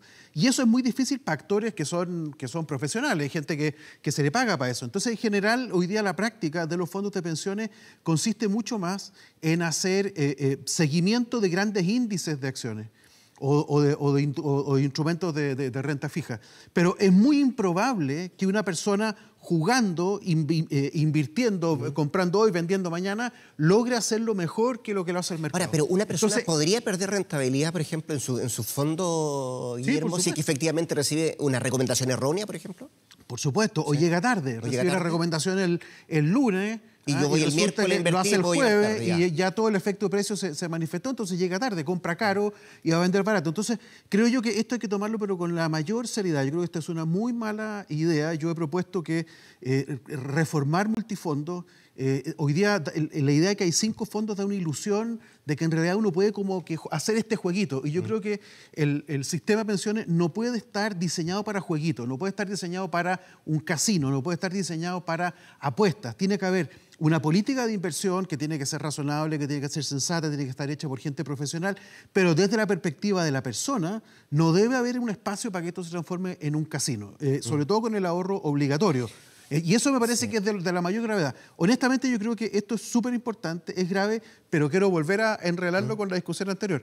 Yo creo que es de un segundo orden de importancia respecto del problema de cómo financiamos las pensiones de todas las chilenas y chilenos que se van a jubilar masivamente en los próximos 10 años. Estoy hablando de masivamente. Sí, es que se le está poniendo coto a algo que está generándose ahora. Me da la impresión a propósito de este proyecto de ley. Venía hablando hoy día Cristian Rodríguez de AFP Habitat a propósito de este mismo proyecto, Guillermo, y él decía 2 cosas. Uno, que efectivamente es demasiado restrictivo, que no va a incentivar el no cambiarse multifondo, sino que va a incentivar que la gente lisa y llanamente se cambie de AFP. ¿Concuerdas con esa frase? No sé, yo creo que hay mucha apuesta sobre eso. Yo creo que lo que hay que generar son condiciones, nuevamente quiero insistir, para que la gente piense estructuralmente más bien en qué cosas quiere tener, qué tipo de riesgos quiere enfrentar. Y eso creo que no lo logra el sistema multifondo actual. Yo participé, yo llegué tarde, yo fui superintendente cuando ya se había creado multifondo. Pero los primeros... ¿no? ¿Cómo? El 2002 fue. 2003. O sea, se creó multifondo el 2002, yo llegué el 2003. Y la verdad es que en ese minuto lo mirábamos con muy buenos ojos, pero hoy día mirándolo más críticamente, creo que da esta ilusión de que la gente puede jugar, moverse de aquí para allá, y creo que eso no es una buena idea. Hay que generar condiciones de mayor certeza, y eso creo que es bien fundamental para velar por el bienestar de los afiliados, los pensionados. Plantea Rodríguez también que a lo mejor debería generarse un mecanismo de permitir que el que se cambia de fondo pague el costo a quien no se ha cambiado nunca o generalmente no se cambia. Es que yo pienso que nuevamente... Como de entrada y salida. No, es que uno puede inventar 70 reglas. ¿Ya? Yo creo que el problema hoy día es que las chilenas y chilenos no quieren sentir que su sistema previsional es un casino. Y entonces reglas más, reglas menos, te pongo un precio, te cobro por acá. Pueden funcionar, yo no digo que no, habría que pensar exactamente cuál. Pero yo creo que hay un problema fundamental de cómo concebimos la seguridad social. Y la seguridad social hay que entenderla desde una lógica más de un derecho social, más desde la lógica en la cual hay que darle garantías a las personas de que van a tener una situación tranquila en su vida, y creo yo que todas estas cosas que estamos discutiendo acentúan esa sensación de vulnerabilidad, y eso me parece que es malo, que es profundamente destructor de confianza en el sistema previsional. Ahora, cuando uno escucha también argumentos, Guillermo, desde el tenor de decir, bueno, efectivamente uno no le puede prohibir a la gente qué es lo que haga con su dinero. Si quiere invertirlo, si quiere cambiarse de fondo, está en su total y absolutamente derecho. ¿Es un buen argumento? O sea, es un buen argumento, pero también hay que explicar, porque creo que hay que recordar que Pedro Aguirre Cerda decía que gobernar es educar. Esa cuestión se le olvidó hoy día a todo el mundo. Gobernar es educar. Yo entiendo esa opción que tú mencionas, la entiendo desde la perspectiva de alguien que no entiende mucho cómo funciona todo el sistema, pero desde la perspectiva más bien de cómo aspiramos o cómo debiéramos aspirar a que el sistema previsional funcione, yo creo que hay que explicar que eso está mal. Porque ese ejercicio de libertad de personas que no son expertas, que están con información muy infrecuente respecto a lo que está pasando en el mercado, probablemente juega en contra de las personas. Juega a favor de los que inicialmente compran, de los que inicialmente venden, pero no de la gran masa de personas que son las que vienen después, que compran caro o venden barato. Entonces, eso yo creo que es fundamental explicarlo, y lo que hay que decir es que a las AFP se les paga para que maximicen la rentabilidad de los fondos de pensiones. Es a ellos a quienes hay que exigirles que efectivamente hagan lo que tienen que hacer para proteger a sus afiliados de los vaivenes del mercado. Pero que uno, para que uno mismo se ponga a tratar de protegerse, defenderse, lo más probable es que salga para atrás. Guillermo, deja hacerte la última pregunta a propósito de esto y deja salir un poquito de pensiones y ver un poquito la realidad país que tenemos y que básicamente habla de una situación de pandemia bien compleja. Y lo hablamos recién con los periodistas del panel de que se viene un fin de año que va a ser bien difícil para el comercio también, que apostaba muchas fichas a lo que podía pasar con las ventas de Navidad. Y no solamente estoy hablando de ventas, estoy hablando también de restaurantes, un sinfín de factores que afectan en eso. Y yo te decía al principio, se está viendo la posibilidad de un tercer retiro del 10%. Mi pregunta es, y quiero ir a la beta económica tuya, Guillermo, ¿hay margen de acción en el gobierno como para evitar un nuevo 10 y sacar dinero del erario y tratar de inyectarlo pensando a lo mejor en un nuevo IFE, el séptimo que se podría dar a partir de enero y febrero? Insisto, tomando en cuenta que estamos con números bien preocupantes en materia de pandemia. Yo creo que la respuesta es sí. Ya. Es totalmente sí. O sea, el mecanismo es complejo, ¿no? De hecho, es evidente que el Estado se ha endeudado. Es evidente que las proyecciones de endeudamiento no son buenas, pero lo que es evidente es que si permitimos un tercer retiro, lo que va a ocurrir es que ya vamos a haber sacado al final del día, no sé, 35.000 millones de dólares. Es lo más ineficiente que hay como respuesta a un problema que yo creo que es el problema objetivo de sustento de las familias durante la pandemia. Entonces yo creo que acá el gobierno tiene que cambiar de estrategia totalmente.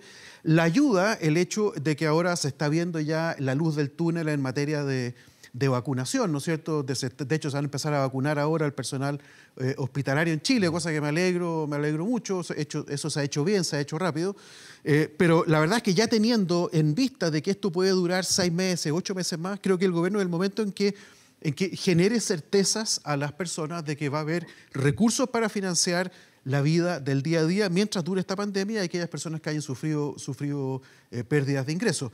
¿Le va a costar caro? Claro que le va a costar caro, pero es peor que recurramos a estos otros instrumentos que igual al final son plata del Estado. Ya estamos diciendo, ¿no es cierto?, que esos 4 y tantos millones de personas que están sin fondos previsionales, el Estado va a tener que pagarles la pensión. Esas personas son votantes, esas personas van a tener de todas formas un reclamo después y nadie va a poder decirle, que usted sacó su plata.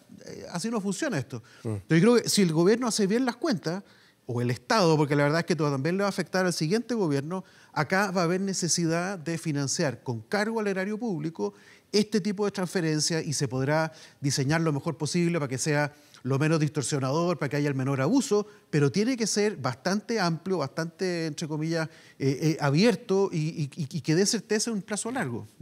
Don Guillermo Larraín, economista, ex super de pensiones, muchas gracias por estar acá en Semana 24, Guillermo. Que esté muy bien. Muchas gracias, Rodrigo, muchas gracias. Que tengan un buen domingo. Y nosotros aprovechamos también de hacer un pequeño corte comercial, recomendaciones comerciales, y ya volvemos con más temas acá Semana 24.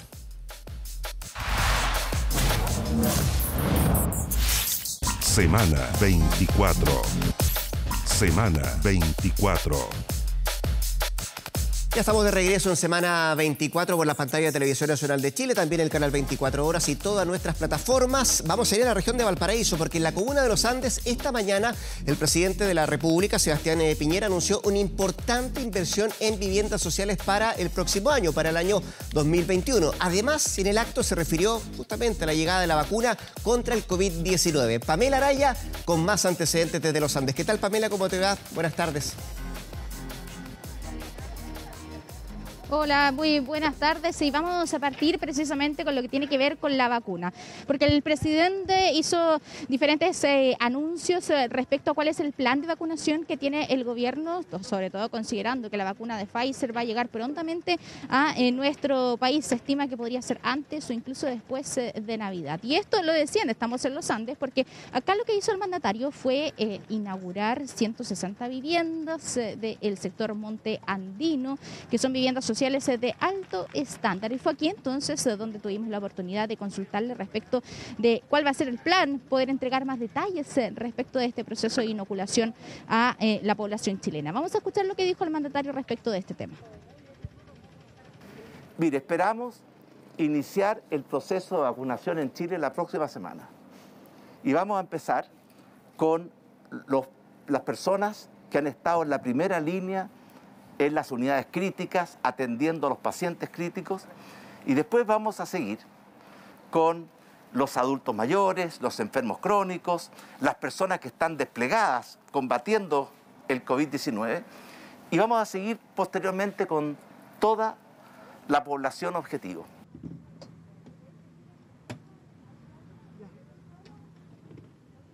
Bueno, hay que decir que ayer al menos el ministro Enrique París dijo que Chile también tenía otro convenio y conversaciones con otra empresa para poder importar más vacunas. Eso respecto del coronavirus. Ahora respecto de lo que ha ocurrido acá en la comuna de Los Andes, yo les adelantaba que tiene que ver con la entrega de las llaves, la entrega oficial de las viviendas para estos vecinos, pero también hay anuncios respecto de esta materia, porque se va a invertir un total de 2.600 millones de dólares para la construcción de viviendas sociales y también para la entrega de subsidios. Es así entonces como se ha destacado que este es el presupuesto más grande en la historia para el Ministerio de Vivienda, que también busca, por ejemplo, reactivar la economía con la contratación de empleos precisamente para construir viviendas y departamentos. Los detalles se los entregó el ministro de Vivienda, Felipe Guar, y lo escuchamos.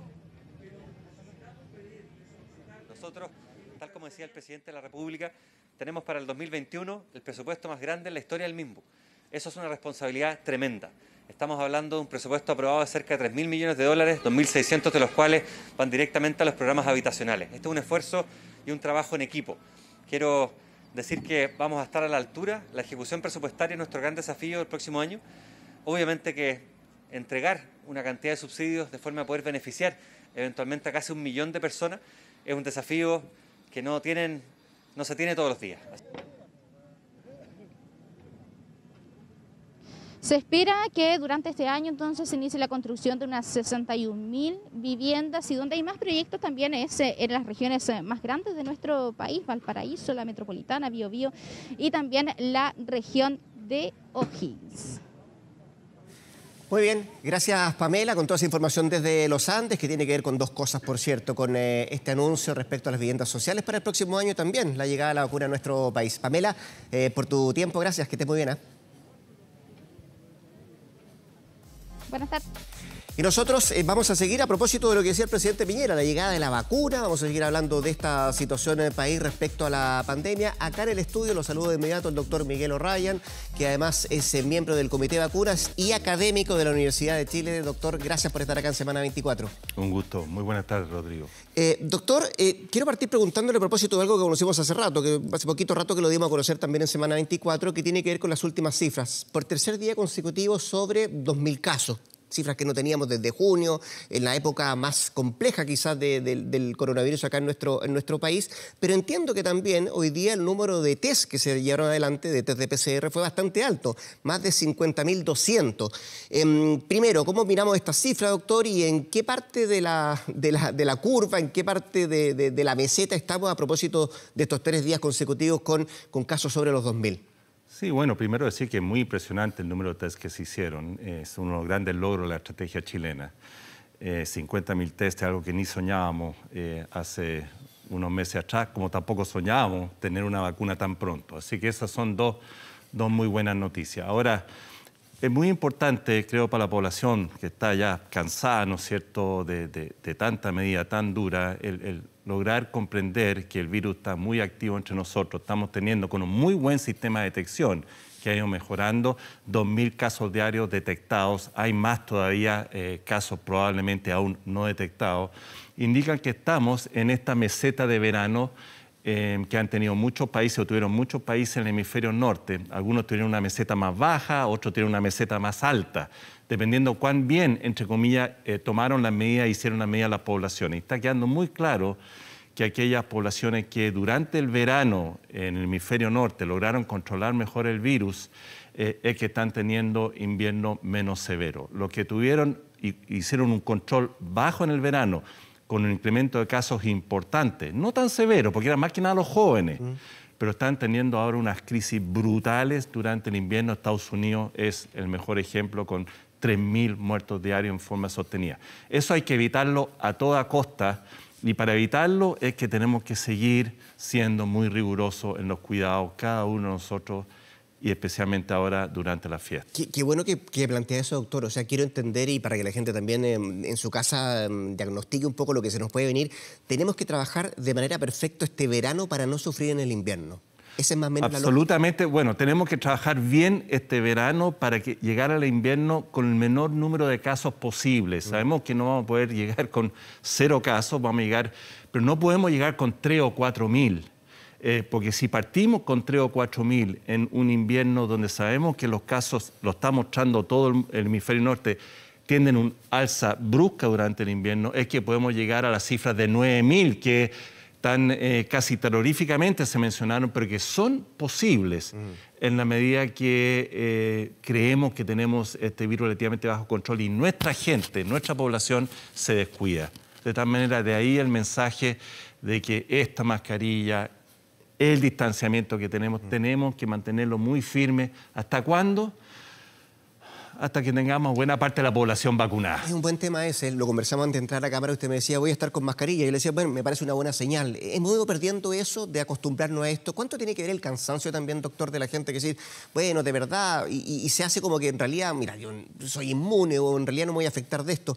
Quiero preguntarle por eso, sobre todo porque se viene una semana que es bien clave, doctor O'Ryan, del punto de vista de cuáles son las medidas que vamos a tener que tomar para estas dos fiestas que se nos vienen, la fiesta de Navidad y la fiesta de Año Nuevo, tomando en consideración y tomando en cuenta también de que los números hoy día no nos acompañan mucho como para decir, bueno, nos podemos relajar un poquito con el autocuidado, por cierto, pero da la impresión de que no, de que en este plan paso a paso lo que debiera hacerse de aquí en adelante, al menos para estas 14 días que se nos vienen, es ser un poquito más restrictivo. ¿Usted es parte de esa señal que se puede dar? Estas medidas que son tan complejas desde el punto de vista social, ¿no es cierto?, es muy, muy entendible. Yo puedo hablar del área de la biología. Y del área de la biología, lo que va a mantener este virus bajo control es que las personas mantengan el distanciamiento, usen la mascarilla, se laven las manos y evitemos las aglomeraciones. Porque finalmente el problema que tiene la aglomeración, que vengan muchas personas a mi casa a celebrar la Pascua o el Año Nuevo, es que cada una de esas personas puede a su vez estar teniendo agrupaciones propias con otras 15 o 20 personas y así sucesivamente, y se pierde entonces lo clave para tratar de controlar este virus, que es la trazabilidad. Yo debo tratar de que cada persona que venga a mi casa para la fiesta son personas con las cuales yo me pueda contactar o se contacte conmigo si alguno desarrolla síntomas durante los próximos 2 a 3 días. Porque si alguno de los que estuvo conmigo durante la fiesta de Navidad o Año Nuevo, durante los próximos 2 o 3 días, desarrolla síntomas, estaba contagiando a todas las personas que estaban en ese lugar de fiesta. Eso es fundamental para estas fiestas, más allá del autocuidado, doctor. Es decir, efectivamente, de saber, de tener la conexión con quienes yo me voy a juntar, si efectivamente alguien decide juntarse con algún familiar, tomando en cuenta que los aforos van a ser bien reducidos, pero para tener eso que usted dice, la trazabilidad, que es tan o más importante que tomarse un test de PCR, ¿no? Es lo más importante porque es la manera de evitar que se nos pierda de control.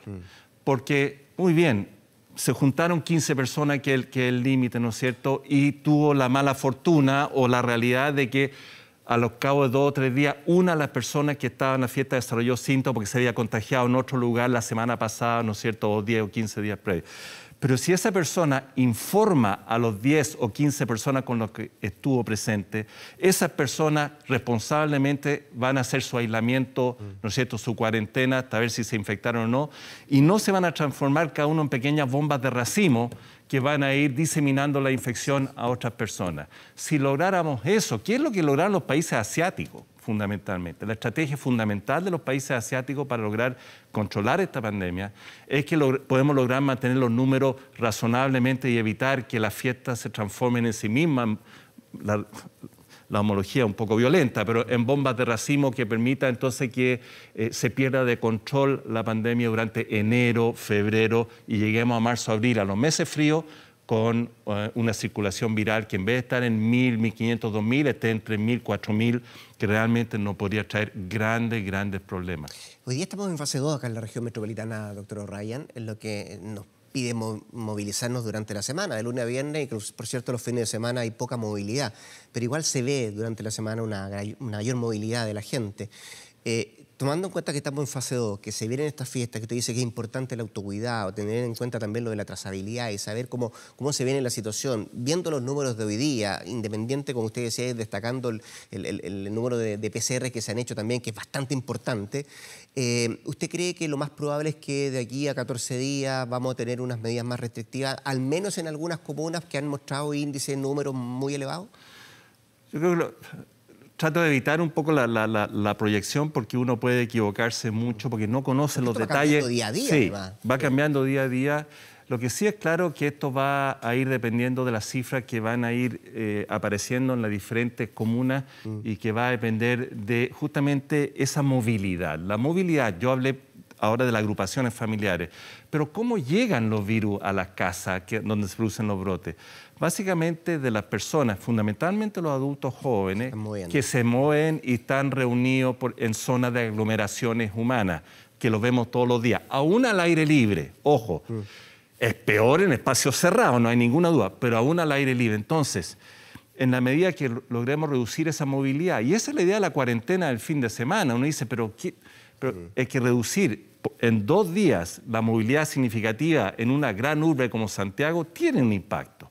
Si lo hiciéramos durante toda la semana, probablemente por un mes, tendría un impacto muchísimo mayor, pero sabemos que eso ya no es sostenible, porque la gente no aguanta eso. Entonces hay que hacer lo que se pueda. Aguantar lo que podamos es muy difícil ahora con las medidas que nos permiten vivir razonablemente para no tener que avanzar a medidas aún más restrictivas y que pueden tener un impacto más significativo en las próximas 2 o 3 semanas.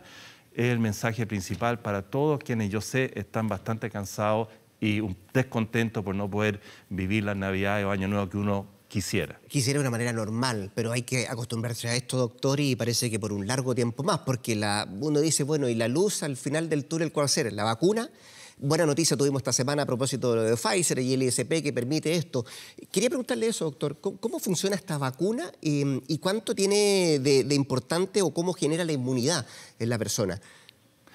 En general, porque yo creo que es bueno hablar de las vacunas en general, sí. El concepto de vacuna es muy antiguo, en fin, fundamentalmente es inocular en una persona una sustancia que puede ser una proteína, típicamente una proteína, un lípido, una parte de un microorganismo, o el RNA mensajero, que es la base de la vacuna de Pfizer y Moderna, que estimula nuestras células inmunes para que reconozcan al virus y estén preparadas para cuando nuestro cuerpo se enfrente al virus. Eso es lo que produce una vacuna, prepara a nuestro sistema inmune y lo hace muy, muy bien. Y específicamente la vacuna de Pfizer usa un tipo de estrategia, una plataforma donde lo que se hace es inocular el RNA mensajero, que es donde está la codificación de la proteína espiga del coronavirus. Entonces, nuestro cuerpo produce esa proteína espiga, estimula nuestra célula inmune para que cuando nos enfrentemos al virus más adelante, rápidamente reconozca la proteína espiga de ese virus, ataque y evita que el virus se una a nuestras células. Tan efectiva demostró ser en el análisis interino esta vacuna que en los 190 casos más o menos de infecciones que ocurrieron en el grupo del estudio clínico de Pfizer, 180 de los casos ocurrieron en el grupo placebo. Placebo es la persona que recibe solamente solución salina, ojo, solución salina, no otra cosa. Bueno, hay otro tipo de placebo, pero en este caso solución salina, y solamente 9 casos ocurrieron en los vacunados, lo cual demuestra que esta estrategia de protección es extraordinaria. Y lo mismo se está viendo con Moderna, la vacuna Moderna acá. Y vamos a ver y esperamos que las otras plataformas vaccinales, que son las que usan un vector viral, ¿no es cierto?, como la de Oxford, la de Janssen, la de CanSino, también den estos altos niveles de protección, y esperamos también que las que usen virus vivos inactivados, como la vacuna de Sinovac, de alto nivel de protección, aumentando así el armamento que vamos a poder tener para poder aplicar a nuestra población. Esto no va a ser de la noche a la mañana, doctor. Inocular a la mayor cantidad de población de nuestro país. Lo han dicho las autoridades, lo ha dicho el ministro de Salud, el propio presidente Piñera. Hoy día también daba cuenta a propósito de lo mismo. ¿Con qué porcentaje de la población podemos generar una inmunidad y estar un poquito más tranquilos como país, doctor? Es un mensaje... Se habla del 80%, ¿no? Un mensaje muy importante, Rodrigo, para la población de que estas vacunas, está todo el mundo esperando estas vacunas. El mundo, todo.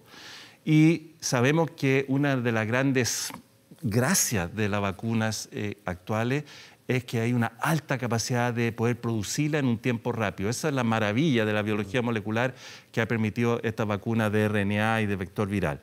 Pero nunca es suficiente para los 7.000 millones de personas que habría que vacunar, ¿no es cierto?, ojalá dentro del año 2021. Entonces, y todos los países la quieren. Y nuestro país está ahí y está a la fila y vamos a pelear por la vacuna, por lo cual se han hecho las provisiones. Pero esto va a venir de a poco. Exactamente vamos a tener que ir viendo. En la cancha se van a ver los gallos de cómo van a ir llegando las vacunas. Y ese mensaje para nuestra población es muy importante para no relajarnos pensando que vamos a estar todos vacunados en marzo, abril, mayo, junio. Muy probablemente esto va a ocurrir durante todo el año 2021. Mientras antes, mejor. Pero hay todavía bastante incertidumbre de cómo va a ser la producción y la capacidad de producción y distribución para saber... Es una logística bien compleja, además. Es una logística compleja, pero afortunadamente en nuestro país tenemos un programa nacional de inmunizaciones que, por el tema de la logística, vamos a andar bien. Yo creo que ahí vamos a poder realmente... Ojo, cosa que no pueden decir todos los países del mundo ni de la región, tenemos un sistema que va a poder distribuir las vacunas de una manera bastante eficiente. El tema va a estar... ¿Cuántas vacunas van a pasar la prueba de la blancura, la valla necesaria para ser aprobadas, basadas en los ensayos clínicos, y en qué cantidad van a empezar a llegar a nuestro país y en qué tiempos para ir recomendando el uso de las vacunas a los grupos prioritarios, de los que más la necesitan primero a los que, entre comillas, menos la necesitan, pero queremos vacunar para lograr ¿cuánto? Ojalá arriba de un 60-70% de la población. Y ahí podríamos generar vacunada. una inmunidad a nivel país, preocuparnos un poquito menos de quizás de la situación. De la circulación. Sí, usted decía, es súper importante el mensaje en esto, doctor, aclararle a la gente si tiene dudas, porque entiendo que hay algunas encuestas que dicen que el 30% de la población no quiere vacunarse. Y entiendo que la vacuna, la de Pfizer en lo concreto, permite vacunarse desde los 16 años hacia arriba, es decir, algunos adolescentes y menores que han excluido. Y hay algunos especialistas expertos, doctor, que dicen que tampoco sería recomendable que lo hicieran las embarazadas. ¿Hay literatura respecto a esto? Me imagino Sí, que claro. muy poca, porque esto fue muy rápido y se fue generando la vacuna de manera muy automática, ¿no? Es importante decir que todas las recomendaciones que se van haciendo basado en la información que van proveyendo los ensayos clínicos que se están haciendo con decenas de miles de personas. Lo empírico genera lo teórico, digamos. Exactamente. Y eso permite, obviamente también basado en conocimiento de décadas, sabemos de comportamientos biológicos de las vacunas para llevar las recomendaciones. Entonces, basado en eso, las recomendaciones actualmente son fundamentalmente para la vacuna de Pfizer, y Moderna va a venir con una pequeña variante, y la próxima va a ser en adultos en una primera etapa, porque todos los ensayos clínicos que hemos hecho hasta ahora han sido focalizados fundamentalmente en adultos de 18 años para arriba. La vacuna de Pfizer tiene algunos mayores de 16 años, suficiente para ver que la vacuna es segura en esa edad. No hay ninguna razón para pensar que no fuera segura además en los niños de 16, 17 años, si es segura a los 18 años, pero igual ver para creer, hay que tener la evidencia. Y ojo, también están ensayando en niños de 12 años para arriba, pero falta todavía N. todas las vacunas van a ir siguiendo el mismo paso y en la medida que vayan obteniendo el número suficiente de voluntarios participantes que dé tranquilidad en cuanto a la seguridad de la vacuna, se va a ir ampliando los rangos de uso de estas vacunas a diferentes grupos. En cuanto a las embarazadas, tradicionalmente en todos los ensayos clínicos, cuando una vacuna se usa por primera vez, se excluye a las embarazadas porque sabemos que es un grupo de particular riesgo por tener un feto en gestación. Sin embargo, con la vacuna de Pfizer hay embarazadas que han recibido la vacuna y no han habido efectos adversos, como era de esperar. Y hay recomendaciones de grupos que proponen la posibilidad de poder vacunar a mujeres, no en el primer trimestre, en general las mujeres en el primer trimestre, aunque el feto está en formación, se excluye todo. Pero de ahí para arriba habrá que discutir y plantear la posibilidad eventual de vacunar a mujeres embarazadas. Y ojo que posteriormente, probablemente hacia el año 2022, estaremos hablando si valdrá la pena o no vacunar a niños como etapa final de vacunación para avanzar quizás a la eliminación o la disminución de este virus, atacando a aquella población que no es la más afectada, pero que podría igual estar transmitiendo virus dentro de la comunidad. Deje hacerle la última, doctora, y a propósito de lo que estamos hablando, que tiene que ver con la situación del porcentaje de gente que podría vacunarse en nuestro país. Usted me dice 70% es el ideal, pero ¿cómo se persuade a la gente que todavía está un poquito reticente a esto? Sabemos que además esto es voluntario, no es obligatorio. ¿Usted partiera también, por ejemplo, de incluir algún incentivo para la gente que quiera vacunarse? Es una pregunta más para los sociólogos quizás y para lo que tienen que ver con políticas públicas, y me parece muy relevante e importante. Yo soy optimista y no solo yo, creo que varios dentro de la comunidad médica y de vaccinología en nuestro país, porque somos un país en general, primero, creo yo, un nivel de cultura suficiente, avanzado en nuestra población para que entiendan explicaciones razonables. La gente quiere que le expliquen. La gente quiere que le aclaren las dudas, que no le doren la perdiz, ¿no es cierto? Y en la medida que vamos avanzando con eso, yo creo que vamos a lograr que nuestra población supere el 70% de vacunación. Así se ha mostrado. Vean lo que pasó con la vacuna influenza. Sí, la verdad es que había casi una lucha por querer vacunarse por influenza. Mucho más relevante ahora es vacunarse contra SARS-CoV-2 que contra influenza, muy importante. De tal manera que yo en ese sentido, Rodrigo, la verdad es que con educación, con conversación, con deliberación, creo que vamos a poder avanzar. Ojalá así sea, doctor. Muchas gracias por estar acá en Semana 24. Que esté muy bien. Un gusto, muchas gracias, Rodrigo. Y nosotros aprovechamos de cambiar de tema también porque incidentes se produjeron al término de la reconstitución del crimen a Fernanda Maciel. Tomamos contacto con Luis Soto, quien se encuentra en ese lugar. ¿Qué tal, Luis? ¿Cómo te va? Buenas tardes.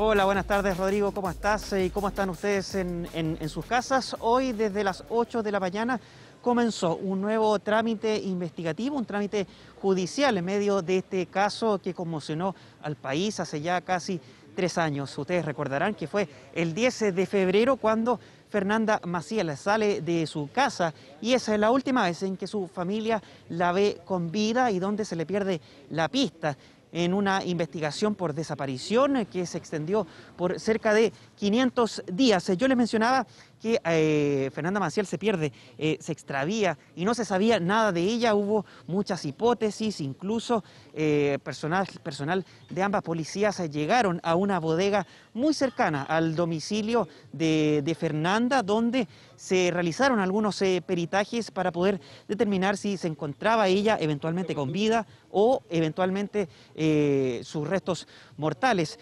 Fue de esa forma que luego se da con el único imputado hasta este momento, Felipe Rojas, quien el día de hoy regresó a la escena del crimen, si se le puede llamar de esta forma, para ser parte de la reconstitución de escena y según trascendido, según lo que nos comentó, tanto familiares de Fernanda Maciel como el abogado querellante, en ese momento él, por primera vez en años, entrega detalles inéditos de lo que habría pasado ese día con Fernanda Maciel, joven de 21 años, que recordemos que a la fecha de su muerte ella estaba embarazada de 7 meses y que fue un caso que conmocionó al país. En esta ocasión, en medio de un estricto control de seguridad, un estricto cordón de separación de las policías para esta reconstitución de escena. Aquí Felipe Rojas habría confesado más antecedentes de los que ya se manejaban, de los que ya se especulaban por parte de las policías. Yo no sé si estamos en condiciones de revisar parte de las declaraciones que nos entregó. Primero, Valentina Maciel, la hermana de Fernanda, y el abogado querellante de la familia.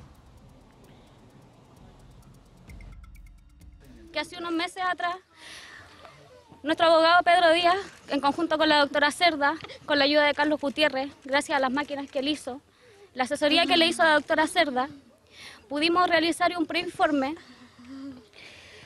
descubriendo lo que Felipe le había hecho a mi hermana. Felipe Rojas violó a mi hermana, la enterró viva, porque eso es lo que hizo, la enterró viva. Lo único que pido ahora es justicia, que en este país de una vez por todas se haga justicia, que las mujeres dejemos de ser víctimas de violación, de maltrato.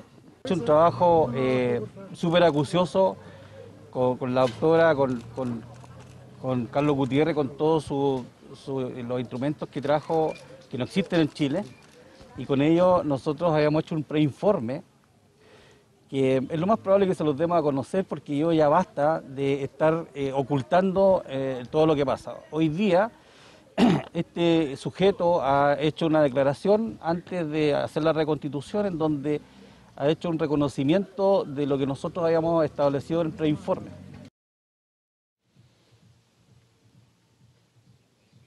Bueno, esas eran parte de las declaraciones.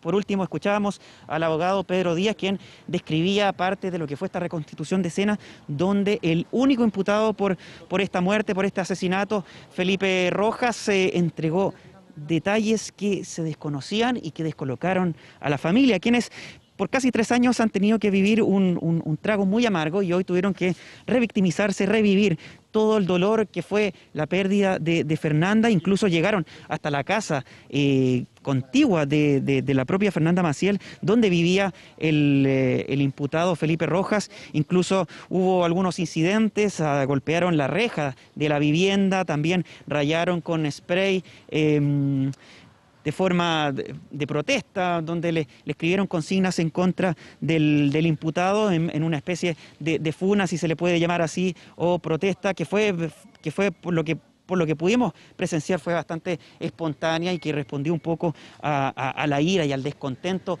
al malestar de los familiares que descubrieron de un momento a otro nuevos antecedentes en un caso que conmocionó al país. Yo les mencionaba, fueron 500 días de investigación, y aquí estamos presenciando en este momento en la situación en la que se encuentra la casa de Felipe Rojas, acá en la comuna de Conchalí, en la esquina particularmente de las calles Puntiagudo con Yaima, donde los familiares, amigos y cercanos de Fernanda Maciel llegaron para protestar, para manifestarse en contra de Felipe Rojas, en un día especial también, porque recordemos que solo el día de ayer se conmemoró el Día Nacional contra el Femicidio, así que es una época especial, y hoy además coincide con el regreso de Felipe Rojas a la bodega donde fue encontrada donde fue encontrada Fernanda Maciel. Por último, pasemos a revisar las declaraciones de Luis Pietersen, ex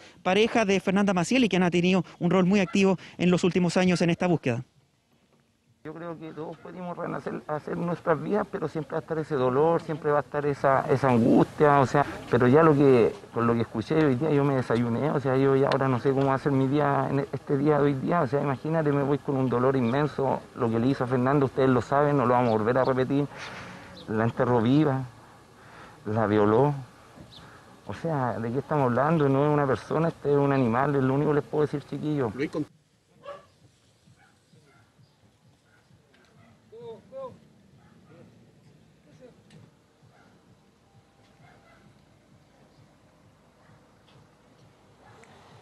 Más antecedentes los vamos a entregar en la edición central de 24 horas, cuando en este momento podemos presenciar que hay funcionarios de la Policía de Investigaciones quienes acaban de apersonarse en la casa de la familia de Felipe Rojas, el único imputado por la muerte de Fernanda Maciel, y que fue protagonista de las preguntas que le hizo la Fiscalía y las policías durante la mañana, a eso de las 8 de la mañana, donde se llevó a cabo la reconstitución de escena. Esto está pasando en este preciso instante. Estamos viendo cómo está ingresando el funcionario policial a la casa.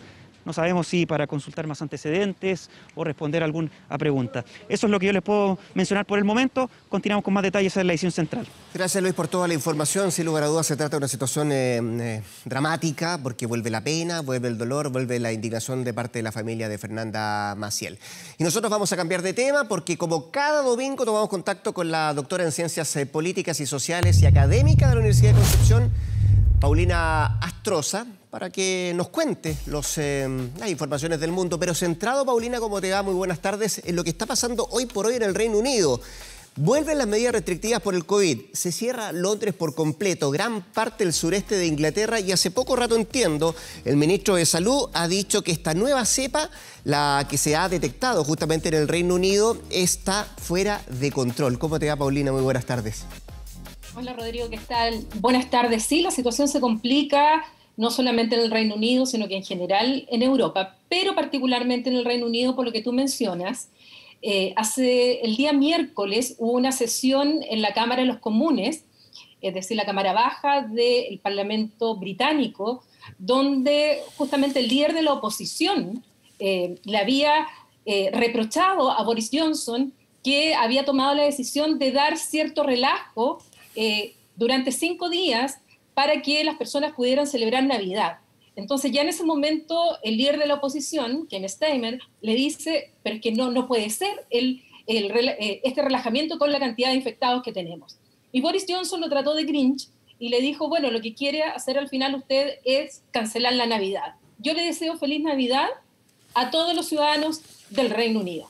Bueno, 3 días después, dada esta información, se ha visto en la obligación de pasar a fase 4, así se llama en las categorías, en los niveles en el Reino Unido, a Londres y el sureste, en el cual se han cancelado absolutamente las actividades. Se van a una cuarentena total. Son cerca de 18 millones de personas que no van a poder tener celebración de Navidad, no pueden ir familiares a las casas a celebrar, y en el caso del resto de Inglaterra, solo lo podrán hacer el día 25, y 3 núcleos familiares podrán reunirse. Como en el Reino Unido, estas medidas, el gobierno británico solo puede aplicarlas en Inglaterra, no lo puede aplicar a las otras partes del Reino Unido, ha sido Escocia, el país de Gales y el norte de Irlanda quienes han tomado sus propias medidas, y Escocia, que ya ha presentado algunos casos de esta nueva cepa, ha prohibido el que pueden entrar o salir entre Escocia y el resto del Reino Unido. A eso le sumamos la prohibición de vuelos que ya ha adoptado Bélgica, ha adoptado Holanda e Italia.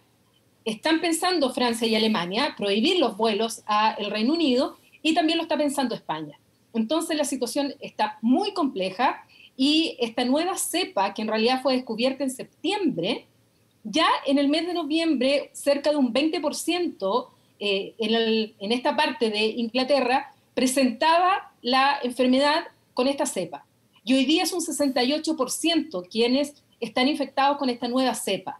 Entonces, de ahí la urgencia que hoy día estas medidas que ha adoptado Boris Johnson.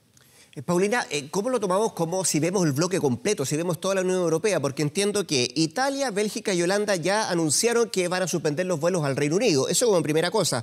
Se supone que después de esta declaración del propio ministro de Salud de Gran Bretaña van a cambiar y van a sumarse los países que van a restringir los vuelos hacia la isla. Y lo segundo es cómo se compatibiliza esto con lo de la vacuna. Entiendo que el 27 de diciembre ya era la fecha adoptada por la Unión Europea para comenzar la vacunación ahí en esa parte del planeta. Efectivamente, mira que hay varios temas, incluso si lo unimos al Brexit, esto es más complicado todavía. Más aún, ¿no?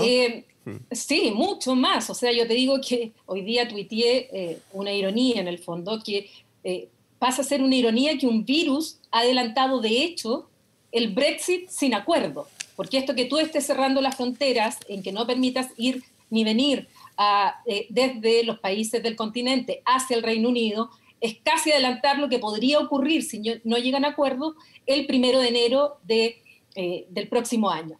Entonces, lo que hay que considerar es que en el Reino Unido ya han vacunado a 350.000 personas. Lo conversamos en la entrevista la semana pasada. Habían importado 600.000 dosis desde el continente de Pfizer y BioNTech, y que son las que se han estado aplicando.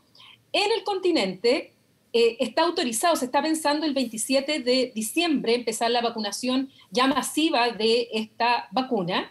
Y además lo que está esperando el Reino Unido es la autorización final de su instituto encargado de dar este permiso para que empiece a aplicarse también la vacuna Oxford AstraZeneca, que es mucho más barata, y también las condiciones en las cuales hay que mantenerlas para poder aplicarla no son tan difíciles como esta otra, que hay que mantenerla a menos 70, 80 grados, y en valor también la Oxford AstraZeneca para ellos le es posible aplicarla si es que hay un Brexit sin acuerdo. Entonces, se está esperando todo eso.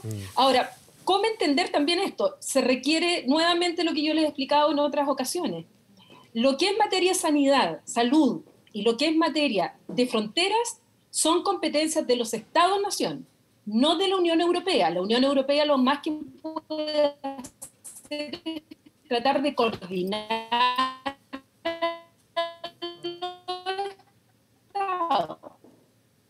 y eso se está pidiendo.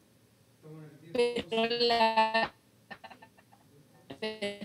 ante la urgencia, los estados ya empezaron a tomar medidas al Reino Unido. Estamos con algún problema con la comunicación con la ciudad de Concepción. Allá está Paulina Astroza, que nos está dando cuenta, por cierto, de cómo es la visión que hay en la Unión Europea respecto a lo que va a pasar con esta situación compleja. Paulina, ¿me escuchas ahora? No, no tenemos a Paulina por ahora, pero básicamente lo que nos decía Paulina a raíz de lo que está pasando en el Reino Unido con esta información que se ha entregado hace poco rato que tiene que ver con lo que está pasando con esta segunda cepa, una información preocupante desde todo punto de vista, no solamente desde el punto de vista de lo que han resuelto algunos países como Italia, como la propia Bélgica, de restringir los vuelos, cerrar los vuelos de gente que está del Reino Unido. ¿Ahora sí, Paulina? ¿Me escuchas, Rodrigo? Sí, te escucho. Ahora sí, ya sí. Que tengo problema a esta hora, la conexión es horrible, lamentablemente, nos pasó la semana pasada. Ya.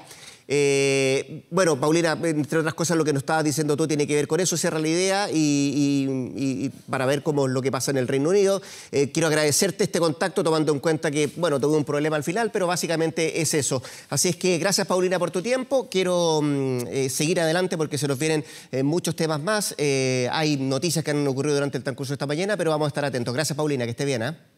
Gracias a ustedes, hasta la próxima semana. Hasta la próxima semana.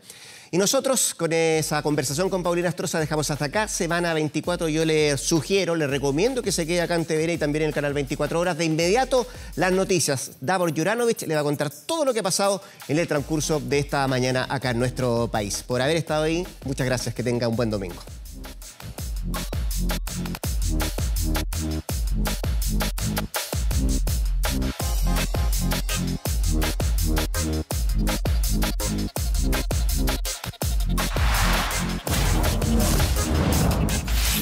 Semana 24.